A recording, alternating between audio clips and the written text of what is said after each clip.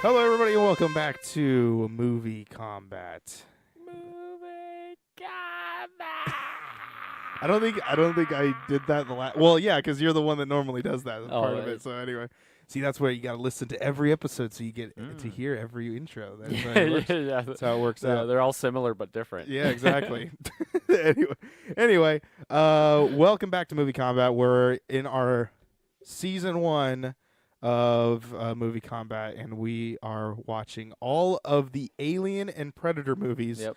And boy, we're getting close. Yeah. This is our second to last one, our Yep. penultimate episode of this season. Yeah, this is episode 11. Is this episode 11? Yep. Yeah. Yep. And man, it's been a rocky road if I'd ever seen it. And the thing is about these movies that I have come to know is different directors have different flavors. Yep. That is the main the main thing you can take away from all of this. Is every director has every different flavor that they want to do. They want to add their own je ne sais quoi to every single one of these movies. I'd say this one added a little bit of nuts if you know what I mean. Speaking of, so let's get to the movie that we watched this week, which was Alien 3. Yep. And can I just say that? Go ahead and say it. These titles, when I was a kid, confused the hell out of me because you got Alien, Aliens, and Alien 3. So I was like, where's Alien 2? And people were like, that's Aliens. But I was like, I thought that was the first one. They were like, no, that's Alien. Wait, but there's more than one alien in the first one? No, it's just Alien. But what about Aliens? That's the sequel. But I thought that was Alien 3. But here's the thing about Alien 3. There's only one alien. Exactly. so let's dive on in. It's weird. Let's dive on into this motion picture. So first things first, I noticed quite a difference here with the Fox 20th Century Fox. I have that written down too. Oh, Speaking of which, before we go on, you asked me this question before we started recording. What edition did we watch in this? Oh, yes. So just so that the people back at home can understand what we've been. If things are different, this is what we watched. So we watched the 2003 special cut, special edition. Yeah. And essentially this one has some different scenes. It's a little bit longer, and so there are a couple scenes that I know off the top of my head that are different. Primarily like one of the alien scenes and one towards the end. So I'll talk about those later. But I don't really know all the scenes that are different. I think there's a couple cuts that are different and maybe some extra stuff thrown in just for informational purposes. But yeah, it's not too big of a difference as far as like what it is. It's just those two scenes that I know off the top of my head that are the major changes.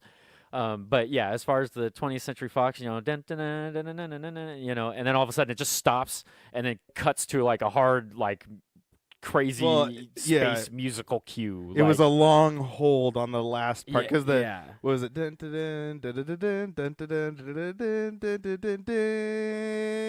then it kept going. Yeah, it didn't do the dun. It didn't do that part at the end of the song. It just kept going, and and then. Also, did you notice that the Alien 3 didn't fade in like the others? Yeah, it just was like Alien 3. Yeah, it was just like, hey, boom. It was like Sigourney Weaver, title, and then it's done. Yeah. Well, unfortunately, it wasn't done. We still got intro credits with flashes of other stuff. Yes. What were those other stuff, though? And I think this actually might have been something that was different from the main one, because I don't think we get to see this part. I think you find out some of this information later in the movie. So essentially, it's flashing between credits and scenes of Ripley and crew on the Sulaco. And then all of a sudden, you see it pan over, and there's an egg on the ship, and the egg's open. And then another scene, it shows like the facehugger's fingers like creeping all up, all weird onto one of the pods, and then a splat of acid, and then some smoke, and then the fire alarm goes off, and then essentially the Sulaco mother thinks that there is a fire on the ship, so it takes all the pods and puts them on an escape vessel and jettisons the ship off of the vessel, and this is all like through the beginning of the credits, and then essentially where the movie officially starts is when the escape pod crash lands on this planet, and it does flash the title, or it does flash the name of the planet, Fiorina, but they call it Fury 161 because I have no idea. Fiorina, I don't know how to pronounce the actual name. Outer Veil Mineral Ore Refinery, double Y chromosome work correctional facility. So essentially, this planet is full of dudes. Because it's essentially a male prison. Yeah, is what this is. It's supposed to be Alcatraz. Yeah. in a matter of speaking. Yeah. But I gotta say, man, that whole little flash forward intro was 4 minutes long. Yeah. And I didn't know what the hell was happening. Yeah. I was like, what is going on? Like, because it didn't give you enough time to understand what was happening. Right. It just gave you like, oh, something's happening. Oh, now back to credits. Yeah, because it kept showing Ripley's face bouncing back and forth, and then it showed like these little flashes of like a face hugger on a skull, but you don't see like whose pod it got into initially, because it's kind of flashing between. Because you do see a brief glimpse of Newt, and I want to say it might show Hicks like one quick time, but barely even a second. Because it shows like all the pods at once. I think it's when they're putting them into the evac ship or whatever, and then you see a face hugger on a skull, and then you see Ripley. I think is the last person you see, and then it crashes into the water. So it's like, okay. Yeah, I did not know what to call it, so I just said it was a ship. But I know there are escape pods. It was just weird. Yeah. How it was all done. But yeah, the man looks out to these gray waves. I thought that was kind of weird. Yeah. I'm like, what is happening here?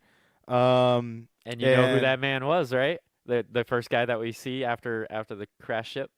No. Oh, okay. So the dude walking up on the shore is Charles Dance, Tywin motherfucking Lannister. Oh, okay. Yeah, dude. It's okay, a young it's Game of Thrones. Yeah, thing. young Got it. Tywin, dude. Yeah, man. Charles Dance. Yeah, he's playing this character. You find out his name later, but yep, that's who it is. Yeah, and so Ripley washes ashore Mm-hmm. in black tar. Yeah, dude. She's just covered in like shit. and then so he like finds her and picks her up and essentially runs her back to back to the base, I guess, or where the prison or wherever they're at, you know. Yeah. What else is going on though after that? So then they end up sending out a crew to go pick up the ship, and there's a bunch of wreckage, and they use a bunch of oxen to pull the ship onto the shore. They're looking through it, and as they're pulling the ship up, there's like a dude typing on a computer and is cutting back and forth. Essentially, he's like narrating what's happening on the computer by typing it out. You find out that Hicks died, and then Newt died. And then Newt died. But they don't say Newt; they say young girl died. Yeah, because possible age 11 or something. Yes, yeah, and then droid smashed beyond repair or whatever, and then one survivor, which is Ripley. And then that's pretty much all you find out about the ship. You don't really get too much information about it at first. Pretty much enough for them to retcon anything, so they didn't have to bring those actors back. That's pretty much it. They're just like, we just want to get Ripley back because they probably either A, couldn't get those actors, or B, they just didn't want to be in it again. Yeah. And then it cuts to Dylan, which is a priest. Dylan. Yeah, dude. And I forget Charles. Dylan, you son of a. Yeah, it's bringing it all full circle. Yeah. And so this dude, he's been in a couple TV shows, and he's been in a couple movies. I think his name's Charles Dutton, if I'm not mistaken. Look him up. I'm sure you'd recognize him. He was in a show I remember on TV back in the 90s called The Rock. He was like a garbage man or something. Yeah, it was a weird show. But yeah, he's a priest who is essentially praying with the prisoners and whatnot, and they're all talking about how like they've taken a vow of celibacy and they can't be like, no, we can't have a woman here. It's gonna fuck us up. Yeah, because they're all men's and they haven't seen a woman in probably decades. Yeah, so. It's been a long time, and most of them are serving life sentences because they're all criminals. They're all. I wrote down everyone is a hitman because they Yeah. have the barcode on the back. Yeah. That's right. I forgot. Yeah, about they that. have a barcode on the back of their tattooed on the back of their head. Yeah, they're all rapists, murderers. Just bad people overall. But a rescue team was called. Yes. And it should be here inside a week is what was referenced in the beginning. Yeah. And then later it's not a week because this movie does not take place within a week's time. Yeah, I'd say maybe over the course of like a couple days. I would say even a day. Yeah. This movie moves pretty fast. It's not within a week. Because she even mentions at one point, she's like, "Oh, it was about an hour ago," and it's like, "Holy shit! It's only been an hour." Yeah, like, yeah. Like it felt like a long time. Yeah, I actually made reference to that later on in my notes here. And then Clemens gets introduced. Yes, he's the doctor. You might definitely know who if there's any actor you'll recognize other than Sigourney Weaver, you're going to recognize the guy who plays Clemens. I don't remember his name off the top of my head. But that's Charles Dance. That's Charles Dance. Okay. Yeah. Wait, well, who's the... That's the same guy. He walked out initially and found Ripley, and then he's the one who ran her back to the medical. That's what you're talking about. Okay, got it. Yeah, that's what... Okay. Sorry. I didn't... I don't watch... I'm not like a Game of Thrones guy. Oh, gotcha. So I don't know a lot of these characters. So when you said Lannister, I was like, oh, okay. And then I started trying to go through all the Lannisters, and I'm like... Okay, there's like 4 or 5 of them. Yeah. So, but okay, yes, this is who that is. Yes. Yeah, Tywin. Yeah, he plays Tywin Lannister, the father of Cersei and Jaime or whatever. But, yeah. Yeah. But then Ripley wakes up 13 minutes into the movie now. Yeah. I'm like, oh god. Yeah, it's kind of crazy. Starting to get into this type of. Right off the bat, this was starting to get a little bit bad. I was like, oh god, the main character hasn't done a damn thing 13 minutes into this movie. Yeah, it was kind of crazy how long it took her to like actually kind of pop into the deal. Like in the previous 2 movies, it was essentially like you get a quick plot like thread to basically start the movie off, and then it cuts right to them waking up out of their bed. Well, see, that's the thing. I mean, duly remember this. We gave Aliens a 10. Yeah. And so this movie has got so much hype to live up to. Oh, yeah. Especially with coming off of this movie. And here's the other thing is this movie is designed to be watched right after Aliens. Right. Because it takes place right after Aliens. Yeah. So to me, you set yourself up. You want me to compare you to this movie because you put yourself right after it. You can't say, oh, well, this is like 20 years later. Yeah. It's like, dude, you have the ending of the last movie in this movie. It's essentially the Matrix sequels. Like they take place one right after the other, and it's like, oh, you got a lot to live up to, man. Yeah. Like so, and you guys, the PT Nation, you know that we like the movies. Just getting all that shit out of the way. Yeah. Let's just get into it. It's a monster movie. Let's get it. Yeah. And this does not do that. This one's a little slow. A little? Yeah. A little slow? I'm not gonna lie. I was starting to get tired towards the end of boy. it. I've got notes.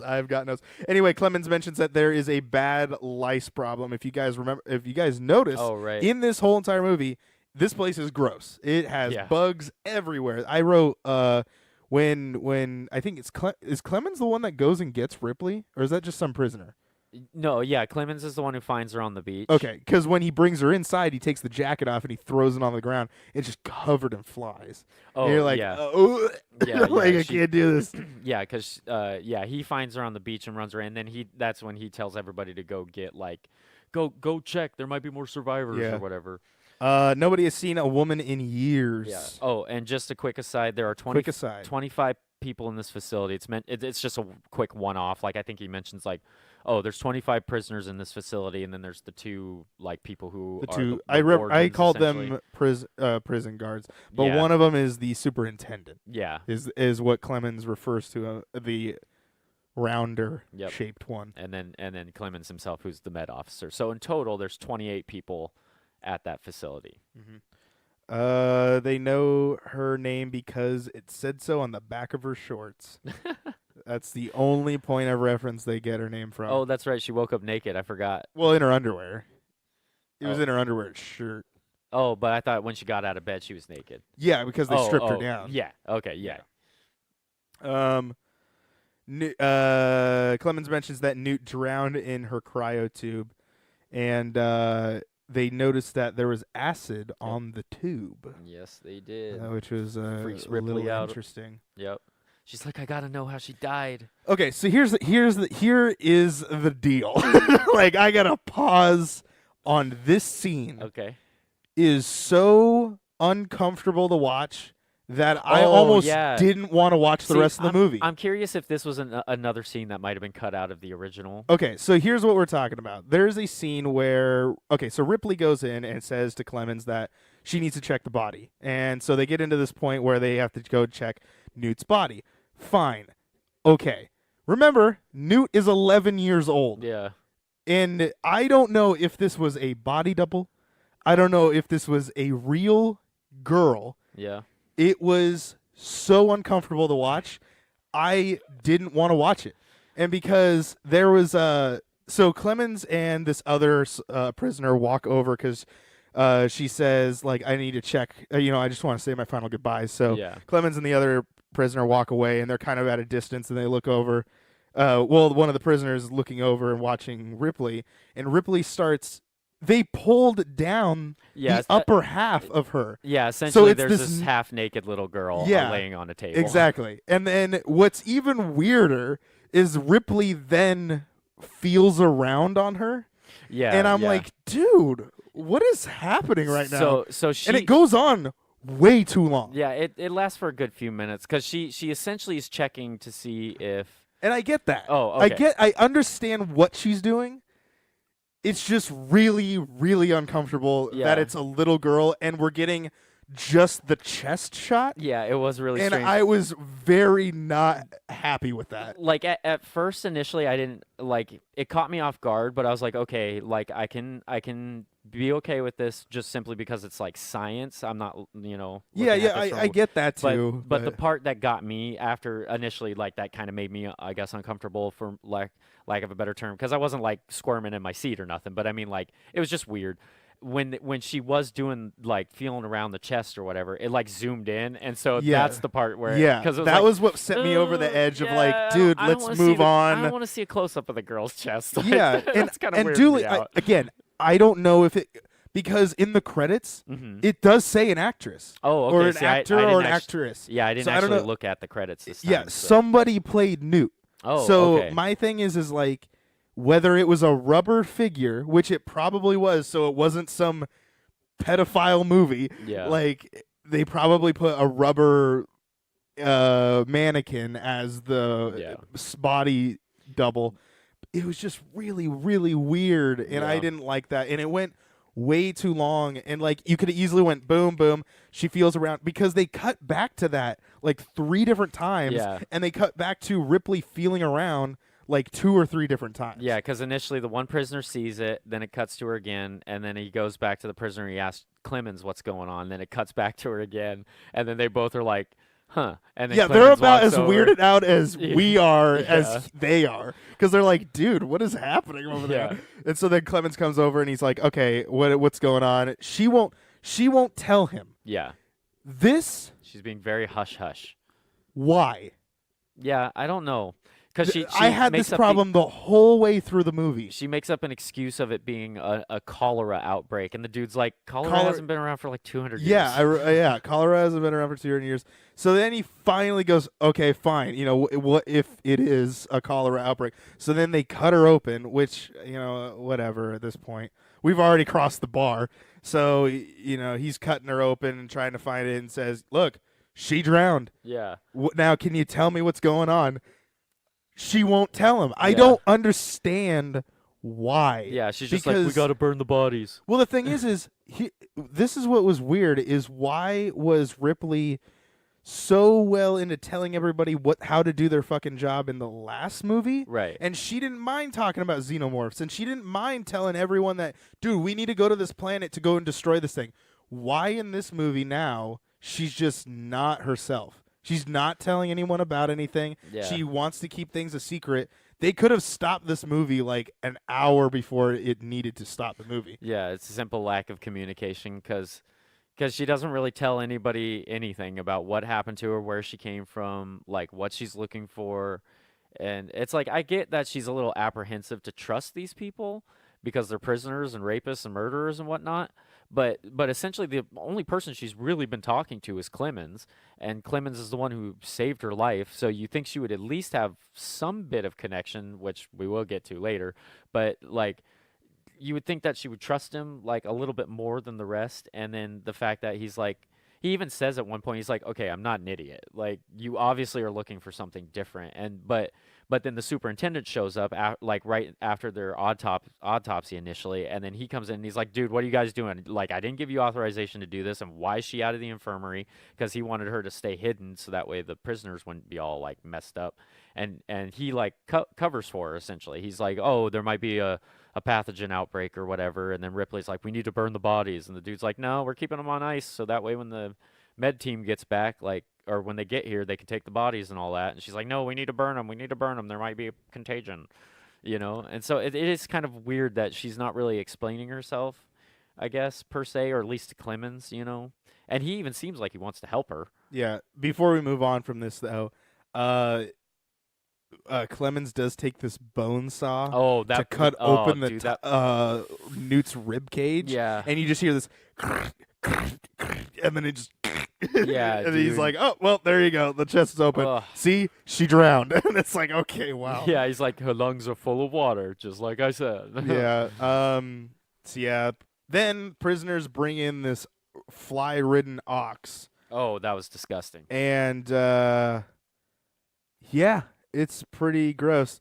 There's a quote from one of the prisoners where they keep talking about Ripley and how, because they're prisoners. Oh, right. Yeah. And how they would, like, do anything to her kind of thing. Yeah, what would you say to her? Well, you know, I'd give her the old, how you doing? And blah, blah, blah, this. And then she'd say, get away from me, you fucking wanker, or whatever. Like, yeah, but then he says this gem of a line, eat a queen like a whore and a whore like a queen. Oh, yeah, I'm that's like, right. oh, my God, what was happening in this? I didn't write that down because I thought it was funny. I wrote that down because there isn't much going on. Yes. There is so much stuff not happening right now that we have to have a scene of these random prisoners bringing in this ox. Anyway, we see that there's a face hugger found in the butcher's room. Yes. Just a dried up face hugger. He's just chilling in there. He's like, "What's this?" Yeah. And then that's it. They cut to the whole burning funeral, and you're like, "What?" Yeah.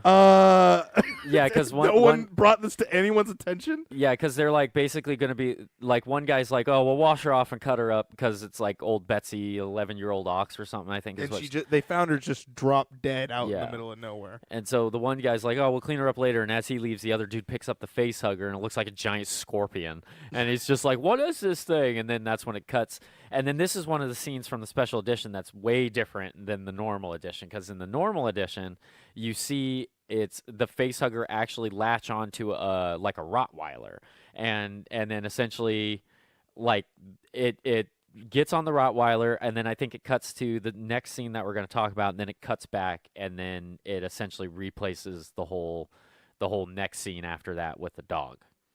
Interesting. I wonder why. I wonder if people got all up in arms about the fact that it was a dog at one point, and then they put in a farm animal that made it more tolerable. Yeah. It's still gross. Yeah, because I don't know, like, because I can't remember if the alien in particular is like a canine based alien or if it's an ox based alien. Quote, you know, like I mean, I kind of spoiled the next couple of scenes. I already said it too. Oh, okay, yeah. So I mean, essentially, well, let's get caught up then. So Newt and Hicks get cremated, and there's this whole like dust to dust, and you know whatever, and dies, and then Dylan comes out of nowhere, and he starts doing his deal. Yeah. And then Ripley's like, "Who the? Oh, well, I guess he's talking. You know, okay now." And then she bleeds from her nose. Yes. And this is some signs. There's things going on. Yeah, it's kind of an unusual thing. Yeah, but no pay attention to that. So then it cuts back to the cow is moving. Yeah. And you're like, what's going on here? And it cuts back to the funeral thing again. Yep. Things happen over there. Cuts back. And then I wrote cownomorph. Yeah. Or an oxenomorph. Oxenomorph? Oxenomorph. That's what it is. There you go. Yeah. But we get CGI xenomorph, and I hate it. Okay, no, actually, I hate so it. here's a funny fact about that. That's actually not CGI. The xenomorph in all of its running scenes is actually composited in. They were live puppets controlled by like man. 3 people. It looks so bad. And essentially it was green screened onto the movie. Okay. So it it's might as well have been CGI. Because I want to say some shots are CGI. Like I think when it's hanging on the ceiling and stuff is usually when it's CGI. There's a lot of that. But yeah, any of the running scenes or any of the scenes that you see on the ground physically, that's when it's usually. But this is what made me mad. Is like, why have some practical effects, some CGI, and some puppetry? Because if you notice, the fucking thing changes size every scene it's in. And you're like, how big is this thing? Is it the size of a cat? Is it the size of a human? Yeah. Who knows? We don't know. When it's running, it's like the size of like maybe like a cheetah. And then when it's born, it's bigger than most face huggers because I'm assuming because it comes out of this ox. Yeah, I guess. Or not face hugger, sorry, chest burster. Because usually when a chest burster bursts out of a human, it's this tiny little like snake-like creature. Yeah. But this one bursts out like pretty much full grown almost. Like it still molts one time, but it's kind of like the neomorph that we saw in Alien Covenant. It comes out like almost like grown. So it comes out walking kind of like an animal, and then it runs off, scampers off like a little dog. and then when you see it attack people, it's like you can clearly tell it's a dude in a suit. Yeah, because the arms are way different. Yeah, and I'm like, dude, why is this not this is so inconsistent. It's gross. And I don't know if it's the early 2000s effect they had it on there, or if it was taken, because I'm only saying early 2000s because the special edition was 2003. Yeah, would shock me that they put asterisk mark on that thing. Anyway, Ripley gets her head shaved in 30 minutes into the movie. Yeah. And we lose the iconic version of Ripley, and we get the shaved head, bald Ripley here. Yeah, and I think it's funny because like when she cuts her head or cuts her hair, she like all looks in the mirror or whatever, and then it's I don't know if the box had a picture of her with her bald head. I think it was when she's standing in like the furnace or something, but it's just like you could just tell she's like, man, my hair. Like, you know. Yeah. She doesn't say that, but she definitely looks that. Yeah. We get shower Ripley. Oh, that's right. Yep. Ripley walks into the lunchroom and everyone's got eyes on her. Yeah. Oh, there were a couple of guys. This is just kind of like it doesn't really make any difference, but there were a couple of guys complaining about another prisoner. I kept calling him Garlic, but his name was Garlic, I guess. Yeah. As I saw the credits roll, I was like, oh, I'm just gonna keep him as Garlic. So I kept calling him Garlic, and then there was these two guys complaining about how he smelled and they hate going out with him. And then Dylan's like, you guys cut the shit. Like, you're gonna go out and like do whatever you're gonna do, and you're gonna take him with you. Yeah, and Garlic's all like weird looking, and his teeth are all black and shit, and he constantly eating food, I guess. So he's just kind of a weirdo. So just keep that in mind. He comes back into the movie later, but it's just kind of a quick like one-off thing. But yeah, then Ripley shows up and everybody's like, "Oh my god, a girl!" They're all freaking out. So I called him the preacher guy for a while, but his name is Dylan. Dylan, we find out that he's a convicted murderer and rapist. Yeah. So he's in there for a real reason. Yeah. But she decides to sit there anyway. And has a little conversation with him. She has a really cool quote here, and this, again, just proves how awesome Ripley is. He's all talking about, like, you don't want to know me, lady. Like, I'm a killer. I'm a rapist, this and that. And then she says something about, like, oh, you guys probably haven't seen a woman in a long time. And then he says something. Then she goes, oh, I must make you nervous then. Like, and then she just sits down, and she's like, fuck y'all. Like, yeah. Clement asks what she wanted him to look for. She then asks, "Are you?" Oh yes, yeah, got it. Yeah, the flirting. Got scene. it. Yes, this scene is made really, me so mad yeah, too. This kind of broke Ripley's character a little bit. Oh, this whole movie destroyed Ripley's character. Why? Why did they bring Sigourney Weaver back? That's my question. They might as well have killed her on the goddamn ship and then brought another like woman. A totally different lady. Might as well have. It just didn't make any sense. Yeah. For what she was doing. And the thing is, it's like, why is she flirting with this random dude on a prison yard when you were just like falling in love with Hicks? She's been out there a long time. Here's my thing. In her mind, she's only been asleep. Like, she literally went to sleep falling in love with Hicks. Yeah. and then woke up, and now she's like, well, fuck, Hicks is dead. Yeah. Might as well fuck this dude. Yeah. And guess what they do? They fuck. Yeah, because at one point he's talking to her, and then he asks her a question like, "What were you really having me look for?" And then she's like, "Do you like me? Do you find me?" No. Or was she it? asks, "Are you attracted to me?" Oh, that's and then he right. says, "In what way?" And then she looks at her that way. Yeah. And then I go, "What?" I Yeah. wrote "what" in my notes. Because I think he says, what does he say after that? He says, "That's it. That's the end of that scene." Well, because I think he says something. Because then that's when she says, "Oh, I've been out here for a long time." Oh, he says, "You're pretty direct, aren't you?" And then she's that like, might be it. "I've been out here for a long time." And then I then think it that's cuts when to it cuts, the tunnel. Yes. Oh my God. Because but when we come back, I mean, minor spoiler alert. Essentially, they've slept together, and she's been on this prison planet They for like a imply matter that they of slept hours. together, but it's yes. Yeah, That's exactly what happened. Yeah, because they're in clothes and stuff, but they say like, what was it? Oh, thanks for like the company of your or Thanks the for pleasure. the boning. Yeah, it's like the pleasure of your affection or something. Charles Oh Dance, my he's all, God. "Thank you for the pleasure of your affections," and she's all like, "Oh yeah, thanks. You know, it's pretty good too." Yeah, I was like, dude, Yeah. what is happening in this movie right now? Yeah, it's really weird. Yeah, because in between that, essentially what we see is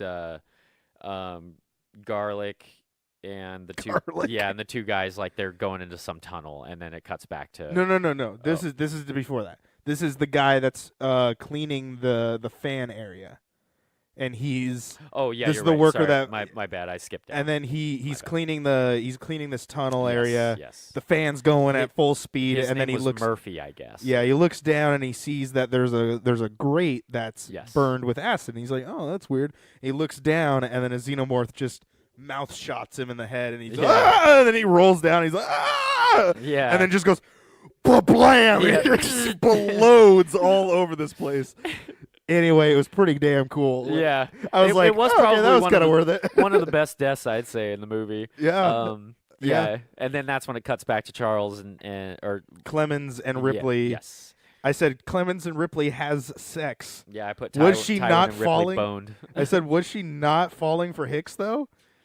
Like, Yeah. I just had so many questions to this. I guess she just woke up pretty horny or something, and Yeah, she's like, damn, every guy I see, they all keep dying. I better fuck them first and then let them die. yeah, it's like one of those movie tropes where like a woman experiences a major emotional breakdown of some sort because she's mourning the loss of like essentially her somewhat boyfriend, well, just for lack of a better term, and her surrogate daughter, and she's crying about it and totally heartbroken, and then she's probably just like, I need to fucking get laid. You know, I like, just don't get but it. Like, it is really weird. because- It's out of character. well, for the her. other thing is like they set Ripley up so much in the first two movies as if Yeah. she doesn't need all that. She doesn't need to be that kind of person, Right. that like stereotype of like, oh, well, I need to fall for anyone. Yeah. So like in the first movie, it doesn't even happen. In the second movie, she falls for Hicks, and then she cries at at his funeral, Yeah. and then like what we assume maybe is a couple of hours. Yeah, it had to have been a matter of hours. And I'm like, dude, what is happening right now? It's just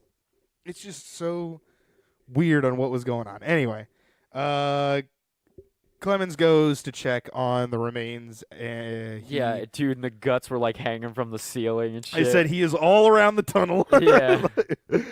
But then Clemens finds the burn marks of the xenomorph. The xenomorph not Yes. there, but he does find the same burn marks. Yeah, it's like where because this was a part that stayed in the movie that was okay. So, in the theatrical cut, when it's the dog, when the dude looks in the grate, he's like, "Hey there, like Spike," you know, I forget what name he said, but essentially he's like, "Hey there, so and so," and when he's looking in this grate, he thinks it's that dog, and so Got that's it. why he's looking in there.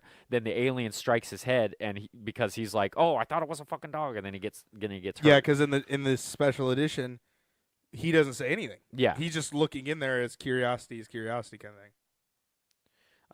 So after that, I wrote Clemens finds Ripley snooping around the crash ship. yeah, she's essentially looking for the black box, like on the ship, because she wants to figure out what the hell happened, but they don't have the technology there at the prison to like plug it in. So And then Clemens asks her outright again yeah, if there's any. I found these burn marks Yeah. Obviously, in my mind, I'm like, okay, if I have dealt with xenomorphs, I know that they bleed acid. Yeah. So clearly, he's describing something that he doesn't know about, but he's describing something that I know about, and Well, that he have even wreaked mentions havoc. it's the same as the one on the ship. Yeah. So why? I said, why does Ripley not just tell about the xenomorphs to Clemens? Yeah, because she keeps doing that thing where every time he's like describing it, and then she like looks up like, oh shit, like I know exactly what's going on, but I'm not gonna say anything. Yeah. And, Why? yeah, Why? It's really weird. And then she does mention Bishop. She goes, "What happened to Bishop?" And then I'm like, "Yeah, what did happen to Bishop?" I totally didn't realize what happened. Yeah, so he's like, I'll point you in the right direction, but I can't go because I gotta go meet with the superintendent because he's fucking pissed. Yeah. So. And then I wrote, nothing really is happening in this movie, and we're 50 minutes into this goddamn piece of shit. Yeah, I was so mad. It's literally just talking scenes for like the next 10 minutes because it's the superintendent yelling at Tywin, and then Tywin, and then Clemens, and then Ripley goes and gets Bishop, and then basically talks to him and asks him what we already know. Like, was there a facehugger on the ship? Yeah. Did it get in somewhere into a pod? Yes. Is it here now? Yes. Kill me. And because Bishop's like, my legs hurt. And it's like, yeah, dude, you're like, wouldn't your legs have hurt before because you were ripped in half? Yeah. Like, do you not remember being torn in half by that queen xenomorph? You know, and he's all like, oh, I'll never be top of the line again. Just disconnect me. You know, it's like, what the fuck? Bishop, you didn't have, like, feelings before. Yeah, know? but now he does. It was really strange. So, yeah, I said Ripley finds Bishop in the junkyard, and he's badly damaged. Now, so backing up a little bit. Yeah, I forgot. She tries to go down the hallway, but prisoners find her. Dylan then comes in and just beats the holy crap out of them. And then... Yeah, it was like 4 guys tried to basically rape her. Yeah. So then we get a cut to the 3 prisoners that are looking for something in the tunnel. Yes. They use candles to lead their way back into the tunnels. I wrote that down because I thought it was going to be some sort of thing. It never really does become a thing. Xenomorph gets prisoner number 2, 53 minutes in. Yeah. Number 3 then gets got, and then his head is blown through onto the last guy, which turns out to be Garlic. Yes. Or Garlic or whatever his name is. Yeah, exactly. So I just kept calling him Garlic. And then, so then we get to what you were just saying. Ripley tries to put Bishop back together. Sorry, yeah. I skipped ahead and then I said an actual animatronic. Because it is an actual animatronic. And I will say this was a pretty decent effect for like. Now I don't know how I don't know what the other word for animatronics are. I know animatronics are that's Disney patented, right? Like I think own, so. Yeah. I just call them it anyway, but it's what it is. Yeah. He essentially looks like a Pirates of the Caribbean burned out extra. Yeah. So this is what like if one of them caught on fire. Exactly. And then they were like, we got to junk this one. Something from Five Nights at Freddy's. Exactly. Or some shit. I wrote milk blood. Yeah. Oh, lots of milk blood. 58 minutes in, we get this quote. Was there an alien on board? The reason why I wrote that down is because she refers to it as an alien. Oh, yeah, because that was kind of strange that she said that. And then later on, I think she name drops. She does drop Xenomorph way later in the movie. So I'm like, why? He knows the terminology. Yeah.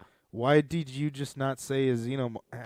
They were probably like, we need to say the title. You know, roll credits. Was there not Alien 3 on here? Yeah. It would have been funny. To the third power? It would have been funny if she was like, is there an Alien 3 on board? And then when Ripley shuts off Bishop, he exhales. Oh, yeah, I noticed that. I'm like, what? He goes... Yeah, it's like his dying I'm like, breath. He's a robot. Like what? What he shouldn't be exhaling. And it was even to the point where like the pieces that she found of Bishop was his left arm, part of his like left chest, his neck, and his head. And half of his head was missing. So he shouldn't have been able to breathe, even if he was like breathing. I don't know what's happening here. It was kind of strange. Yeah. Then while Ripley's doing that, they bust in with. They find Garlic or whatever. Yeah. He's eating super Cheerios in the mess hall, and they think he murdered the other 2. Yeah, anyway, the 3rd prisoner is being accused of killing the other 2. But then he refers to it as seeing a dragon. Yes. I was like, huh. Oh, never really looked at a xenomorph and thought of a dragon, but hey, Yeah, that's what it is. it is kind of an interesting thing. They were probably like, oh, what mythical animal? Phoenix, dragon, sphinx. Yeah, he's got to be crazy. He's got to say something crazy. Yeah, so just kind of give him a random mythological creature. The prison guard doesn't believe Ripley about the xenomorph because then she finally decides to start telling everyone the damn secret. No one believes her. Why would they? Why would they believe her? Yeah. Because she just didn't tell them outright. So I don't know. It only took hours to tell them. It's just it only took 3 people to die before she even mentioned anything. So I know I've skipped a lot of stuff. Believe me, there's not a lot of meat to this movie. I mean, you pretty much wrote the same notes that I did. Xenomorph gets Clemens an hour and 6 minutes in. Oh, okay. Is there anything before that? So just before that, they do call everybody else to the mess hall. The only 3 people that are in the med bay are Ripley, Clemens, and Garlic. And Garlic's in a straitjacket tied to the bed at this point. Which they don't show that he's in a straitjacket until they get a little bit later, and you're like, oh, you've been tied up this whole time. I didn't know that. I thought he was just hiding under the covers. I thought that's what he was doing too. I thought they were just like, you stay here. Yeah, and then you do see signs that Ripley's getting sicker. She says that she's not feeling good, like her stomach hurts and she's got a headache or something. Hence why she stayed back and Clemens is giving her a shot or whatever, and he's like, don't you trust me now? Da, da, da, da. Yeah. And then he goes into this whole thing about why he's on the prison. He was addicted to something, medication. Morphine. He blew up a thing, I guess. He killed 11 people by giving them the wrong dose of medicine, I guess. After he caused some problem. And then he got 7 years in prison. And then he decided, you know what? Fuck it. I'm just going to stay here. My life's ruined back at home. So then he stayed there. Yeah, because he's technically not a prisoner. Because at one point, before they sleep together, I think he mentions that he's not a prisoner. Either that or he mentions it at some point. I don't even remember when. He's just like, oh, I'm not a prisoner. And then I think that's when they bone. Or maybe it was right after they do. I guess. I don't know. But the thing is all of that takes up 15, 20 minutes. Yeah. It's like, dude. Why is this so long of the representation? And the funniest part is that he's giving her all this information about his backstory, and he's doing all these things to help her, and she's still just now is starting to trust him. She's like, oh, okay, well, there is an alien, Yeah. And then he's like, oh, okay. And then literally 14 seconds later, gets killed. Yep. Gets killed, and it's done. And Clemens is gone. I'm not gonna lie, I'm mad about this death because Charles Dance is probably one of the better actors in the movie. There's only a handful of actors that are really good in this movie. Well, here's the other thing. An hour and 6 minutes in, we still got another half. We still got another hour. Yeah, we still got another hour and a half to go. At one point, I put the cursor. I usually don't look at the time when I'm watching it. I do just to make sure that we're on schedule on our time. I moved the cursor up and I was like, oh, there's probably maybe 10, 15 minutes left. I looked up, it was fucking 45 minutes. Yeah, and I was like, dude, it's such a long movie. It was almost over. I didn't realize the third one was so long because the third one clocks in just under 2.5 hours. Yes, yes. The special edition. I think the theatrical is 2 hours. Okay, because I watched the same one. But anyway, we do get the very famous xenomorph face-to-face shot with Ripley. Oh, that's right. An hour and 8 minutes into it. And that is a pretty cool scene. That is a cool scene. Don't know why this is happening until a little bit later. So Xenomorph doesn't kill Ripley, just walks off, takes Clemens with him, and poof, gone. And it's doesn't attack. That's weird. Doesn't attack Garlic. I don't know why that happened. Yeah. They just gone, leave. So then Ripley hightails it to the mess hall. Now I do want to say something here too. All their jackets have the Wayland logo. Yes. They never say the name of this whole company. Yeah, the only time I think you see the full name is when it's on one of the computers. When it's on the screen, yep. I don't know why. I don't understand why though. Yeah, and throughout all 3 movies, they never ever name drop the company. They just call it the company. Yeah. Really so weird. After that, Ripley does run down to tell everyone Clemens is dead. But the prison guard doesn't believe him, and then he gets grabbed. Yep. And you're like, what the fuck? The superintendent guy in charge, he's like, damn it, Ripley, blah, blah, blah. And then he just gets sucked up into the ceiling. And then everyone's just like, oh. Yeah. Okay. And they start freaking out. So one of my favorite scenes comes up in the movie. This scene I kind of enjoyed. Did you write the maps and pointing?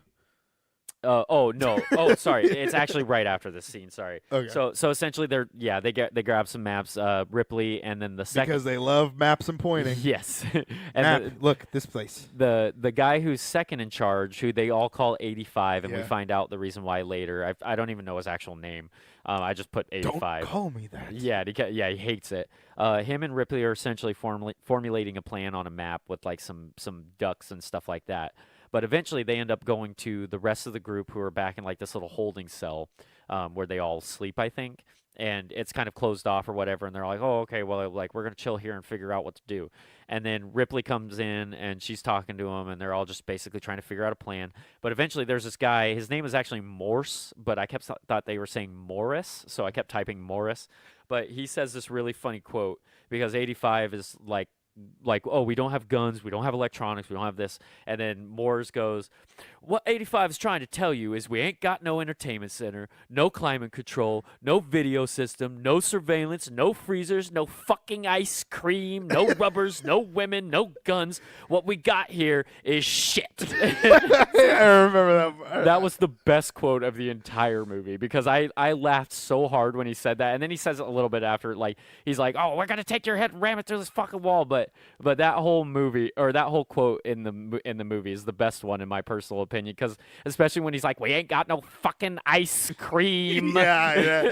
That's why I was like, I almost wrote that down too, but he went on for so long. I was like, well, I'm not I gonna write rewound that it down. a couple times, just to get it all. And then Dylan's like, Morris, shut the fuck up. There was another line from Ripley a little bit later on. There, I think she's walking with 85, and she says that it's like a lion; it stays close to the zebras. Oh, that's and right. he says zebras, and then I'm like, oh my god, yeah, and then he goes, get that part? Oh, yeah. It takes him a few minutes to like understand. But then then we do find out why they call him 85. It's because of his IQ. Yep. And yeah, so that's why 85 is named 85. The prisoners are then tasked with painting the walls with toxic waste. Yeah. And they're getting almost high off of this stuff. I guess. Yeah, because one guy's like, don't breathe in the fumes. And he's like, I can't breathe anywhere or something. And he's like, you'll get high. And he's like, well, that actually doesn't sound so bad. Yeah, because they're all prisoners, so they don't really care. Yeah. Then Xenomorph finds a prisoner. He drops the lighter, and everything starts to explode. Yeah, because the dude gets his head bitten off basically, and they have these little sparks. I totally forgot to say why they're doing all this, but if you want to go into that. Okay, yeah. So essentially, what their plan is there's this room that they were going to use to dump toxic waste, but they just basically stashed a bunch of barrels in it, and never used it. There's no way in or out. So what they were going to do was they were going to trap it in, and they were going to pour a bunch of like molten liquid on it or something, or dump like a bunch of hot something on it. So what they're doing is they're painting all these walls with this toxic waste because it's highly flammable. And then what they're going to do is essentially catch the tunnels on fire to flush this alien into this particular room so they can capture it and kill it. So then when this guy gets attacked, he drops one of the little sparkler things. It ignites the flame stuff, and it fucking kills like half the people in the station. Like, I want to say by the time it was all said and done, there were 9 guys left, and then Ripley and 85. So a total of 11 people were left over out of the, what was it, 3, and then the superintendent died. So yeah, there's give or take like 20 some odd people at this point, and then most of them die. Like, they try to Dylan tries to turn on the sprinklers. They don't work because movie, and so they try to run to turn on the sprinklers again. Then we get to see CGI Xenomorph again. It might be another puppet. No, this one was CGI. Okay, an hour and 23 minutes in, and I wrote bad. Yeah, you can clearly tell it's like not in. Bad. It's like a weird color. Oh, it's so bad. Yeah, it looks like 19. Well, I mean, it clearly looks like 1990s. I don't know. It might be a 2003 reboot of that. Anyway, yeah. So, the Xenomorph chases a prisoner into the trap room. Yeah, because this is one of the guys who tried to rape Ripley, and he got his head bashed in pretty much by Dylan, and he was all covered in bandages and shit. And then he's the alien is in between him and the rest of the group. And he's like standing in front of the door, and the xenomorph looks at him, and he's just like, "Come get me, you fucker," or whatever. And then he runs into the room. Xeno chases him. They shut the door, and then you basically hear him getting fucking ripped to pieces. Yep. And then finally, Dylan gets the sprinklers working again, and that solves that problem. Then we got back to Straight Jacket Guy, which is Garlic or whatever his name is. Yep. And he's with this is Morris. Yeah. And he's talking about like, oh, you can undo me now because now you guys know that it's not me. And so they go, okay, fine. So he goes over and he undoes him, and he's like, fine, but I want you to know, da da da da. And then Garlic hits him over the head with a pipe, and I'm like, really? Yeah, it's why? It was kind of weird because you don't see this coming at all. Like, it's just like, why? And then because at this point when they trap it, I was like, oh man, I wonder, how much time of the movie's left. I tap it and we're only halfway through, and I'm like, oh my god, what? What in the hell is gonna happen for another hour? Yes. And I was like, dude, what? And then all of a sudden that happens. I'm like, oh, they're gonna let him out, aren't they? And then sure as fucking shit, he runs back and he's like, oh yeah, da da da. I need, and then he slices the guard of the door, and I'm like, what is happening right now? Yeah. Opens the door. He goes, I have now released you, and blah blah blah. And then it jumps on him. Tell me what to do. Yeah, jumps on him, kills him, runs off like an animal that it is. And I'm like, there you go. Classic crazy guy thinking whatever dragon animal thing he thinks is some kind of god. Because he when he's in the straitjacket and the alien shows up and kills Clemens, he's freaking the fuck out. He's like crawling up into the bed, hiding under the covers in a straitjacket or whatever, freaking out. But then when Morse lets him out, which is really funny too, because how he convinces Morse to let him out is he's like, "Come on, I always give you cigarettes first, don't I? I'm your friend." And then Morse's like, God, and then he's like, okay, fine. And then he hits him in the back of the head, and he's like, you better behave, But here's the thing. Here's why I hate when movies do the whole, if it wasn't for this one thing, the whole movie would have never happened. If Morris would have went and looked at Garlic, and he would have been like, no, fuck you, and looked away, movie's over. Yep. That's it. It's done. Yeah, the movie is done. 10 or 15 minutes longer. Yeah, we would have we would eventually found out what happened with Ripley. We would because she would have just scanned herself just for the plane of curiosity. Mm-hmm. Then we would have the people would have showed up. They would have been like, "Yep, it's in there." Ripley probably would have did what she did anyway, and that would have been the end of the movie. Basically, we would cut out like the next 45 minutes. Yes, but because he was like, "Sure, fine," walks over, undoes the latches, lets him go, then we get this shit. Yep. And we did get a little bit of stuff in between him slapping Morris in the back of the head and cutting the guards straight. Oh, okay. There's just a quick this is when the name drop comes, because Ripley and 85 are at the computer, and she's like she's like typing something in about the xenomorph, because she's like, oh, it's called a xenomorph, and he's like, oh, how do you spell that? Because he has an IQ of 85, so he doesn't know how to spell it. And so then did you get that? Yeah. They really had to club you over that with that. And so then she sends something about the xenomorph, and they're basically like, no, don't kill it. Like, leave it alone. Like, Ripley's priority, keep her alive. Everybody, keep everything alive. And then she's like, what the fuck? Like, we need to kill this thing now. And then, of course, right when she's saying that, that's when what's-his-face shows up and then lets it go. Yeah. I wrote, Ripley keeps acting sick, and why? Mm-hmm. Then Ripley goes to the neuroscan to figure out why she's sick. And an hour and 36 minutes in, there is a xenomorph inside Ripley. Why has it not bursted? I wrote this down because why? So my theory on this is, because she does mention this, I think pretty close after that, after she finds it in her, is that she thinks it's a queen. Yeah. And so my theory is that because it's a queen, it takes a little longer to gest. You got to cook in there a little bit longer. Yeah, because it's naturally bigger, and it's basically got to be like like healthier. And I'm assuming it's implied slightly with the way that the aliens work, is that the queen alien only gestates, I think that's the word, in a body of a strong person. If that makes sense, because why would the one that was on the Nostromo not be a queen when it was the only xenomorph on the ship? But then again, I guess this one too was the first xenomorph, because so at this point basically you find out there were two facehuggers on the ship. One got the Ox, one got to Ripley. And so the one that got to Ripley turned into a queen because that was the first one that infected somebody. Then the one that infected the Ox became this Ox Xeno. So why did the xenomorph that infected what's his face back in the first movie not become a queen?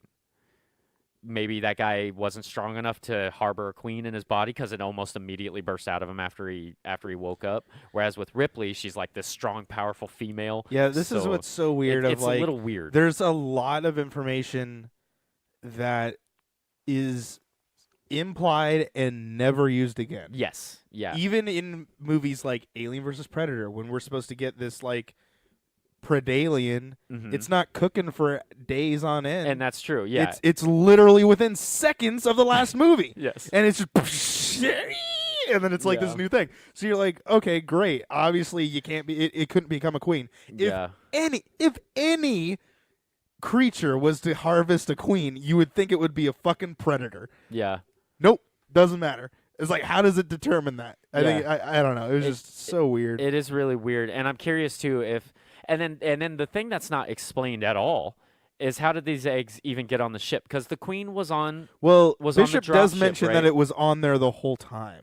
See, and that's the weird thing, because if the queen, the only time that the eggs could have been onto the ship is when the queen got there, but the queen didn't have her ovipositor to lay the eggs. Yes. So how did the eggs get there in the first place? I don't know. And the thing is also, you can't say that, oh, it was probably because Burke took them and put them on the ship. No, they couldn't get off the planet. Exactly. So they couldn't go back to the ship. They they stole a ship. No. They called the ship down from the main cruiser, got on there, went, and then got on the escape or the traveler ship, and then went back to the Nostromo. Yeah. And it's like, or not the Nostromo, but the other. Sulaco. Yeah. And so you're like, there would have been no transition of any of this. Like, there was no possible way for those eggs to get on that ship. Yeah. It just blows my mind of how much this movie shits on the second film. Yes. And you're like, what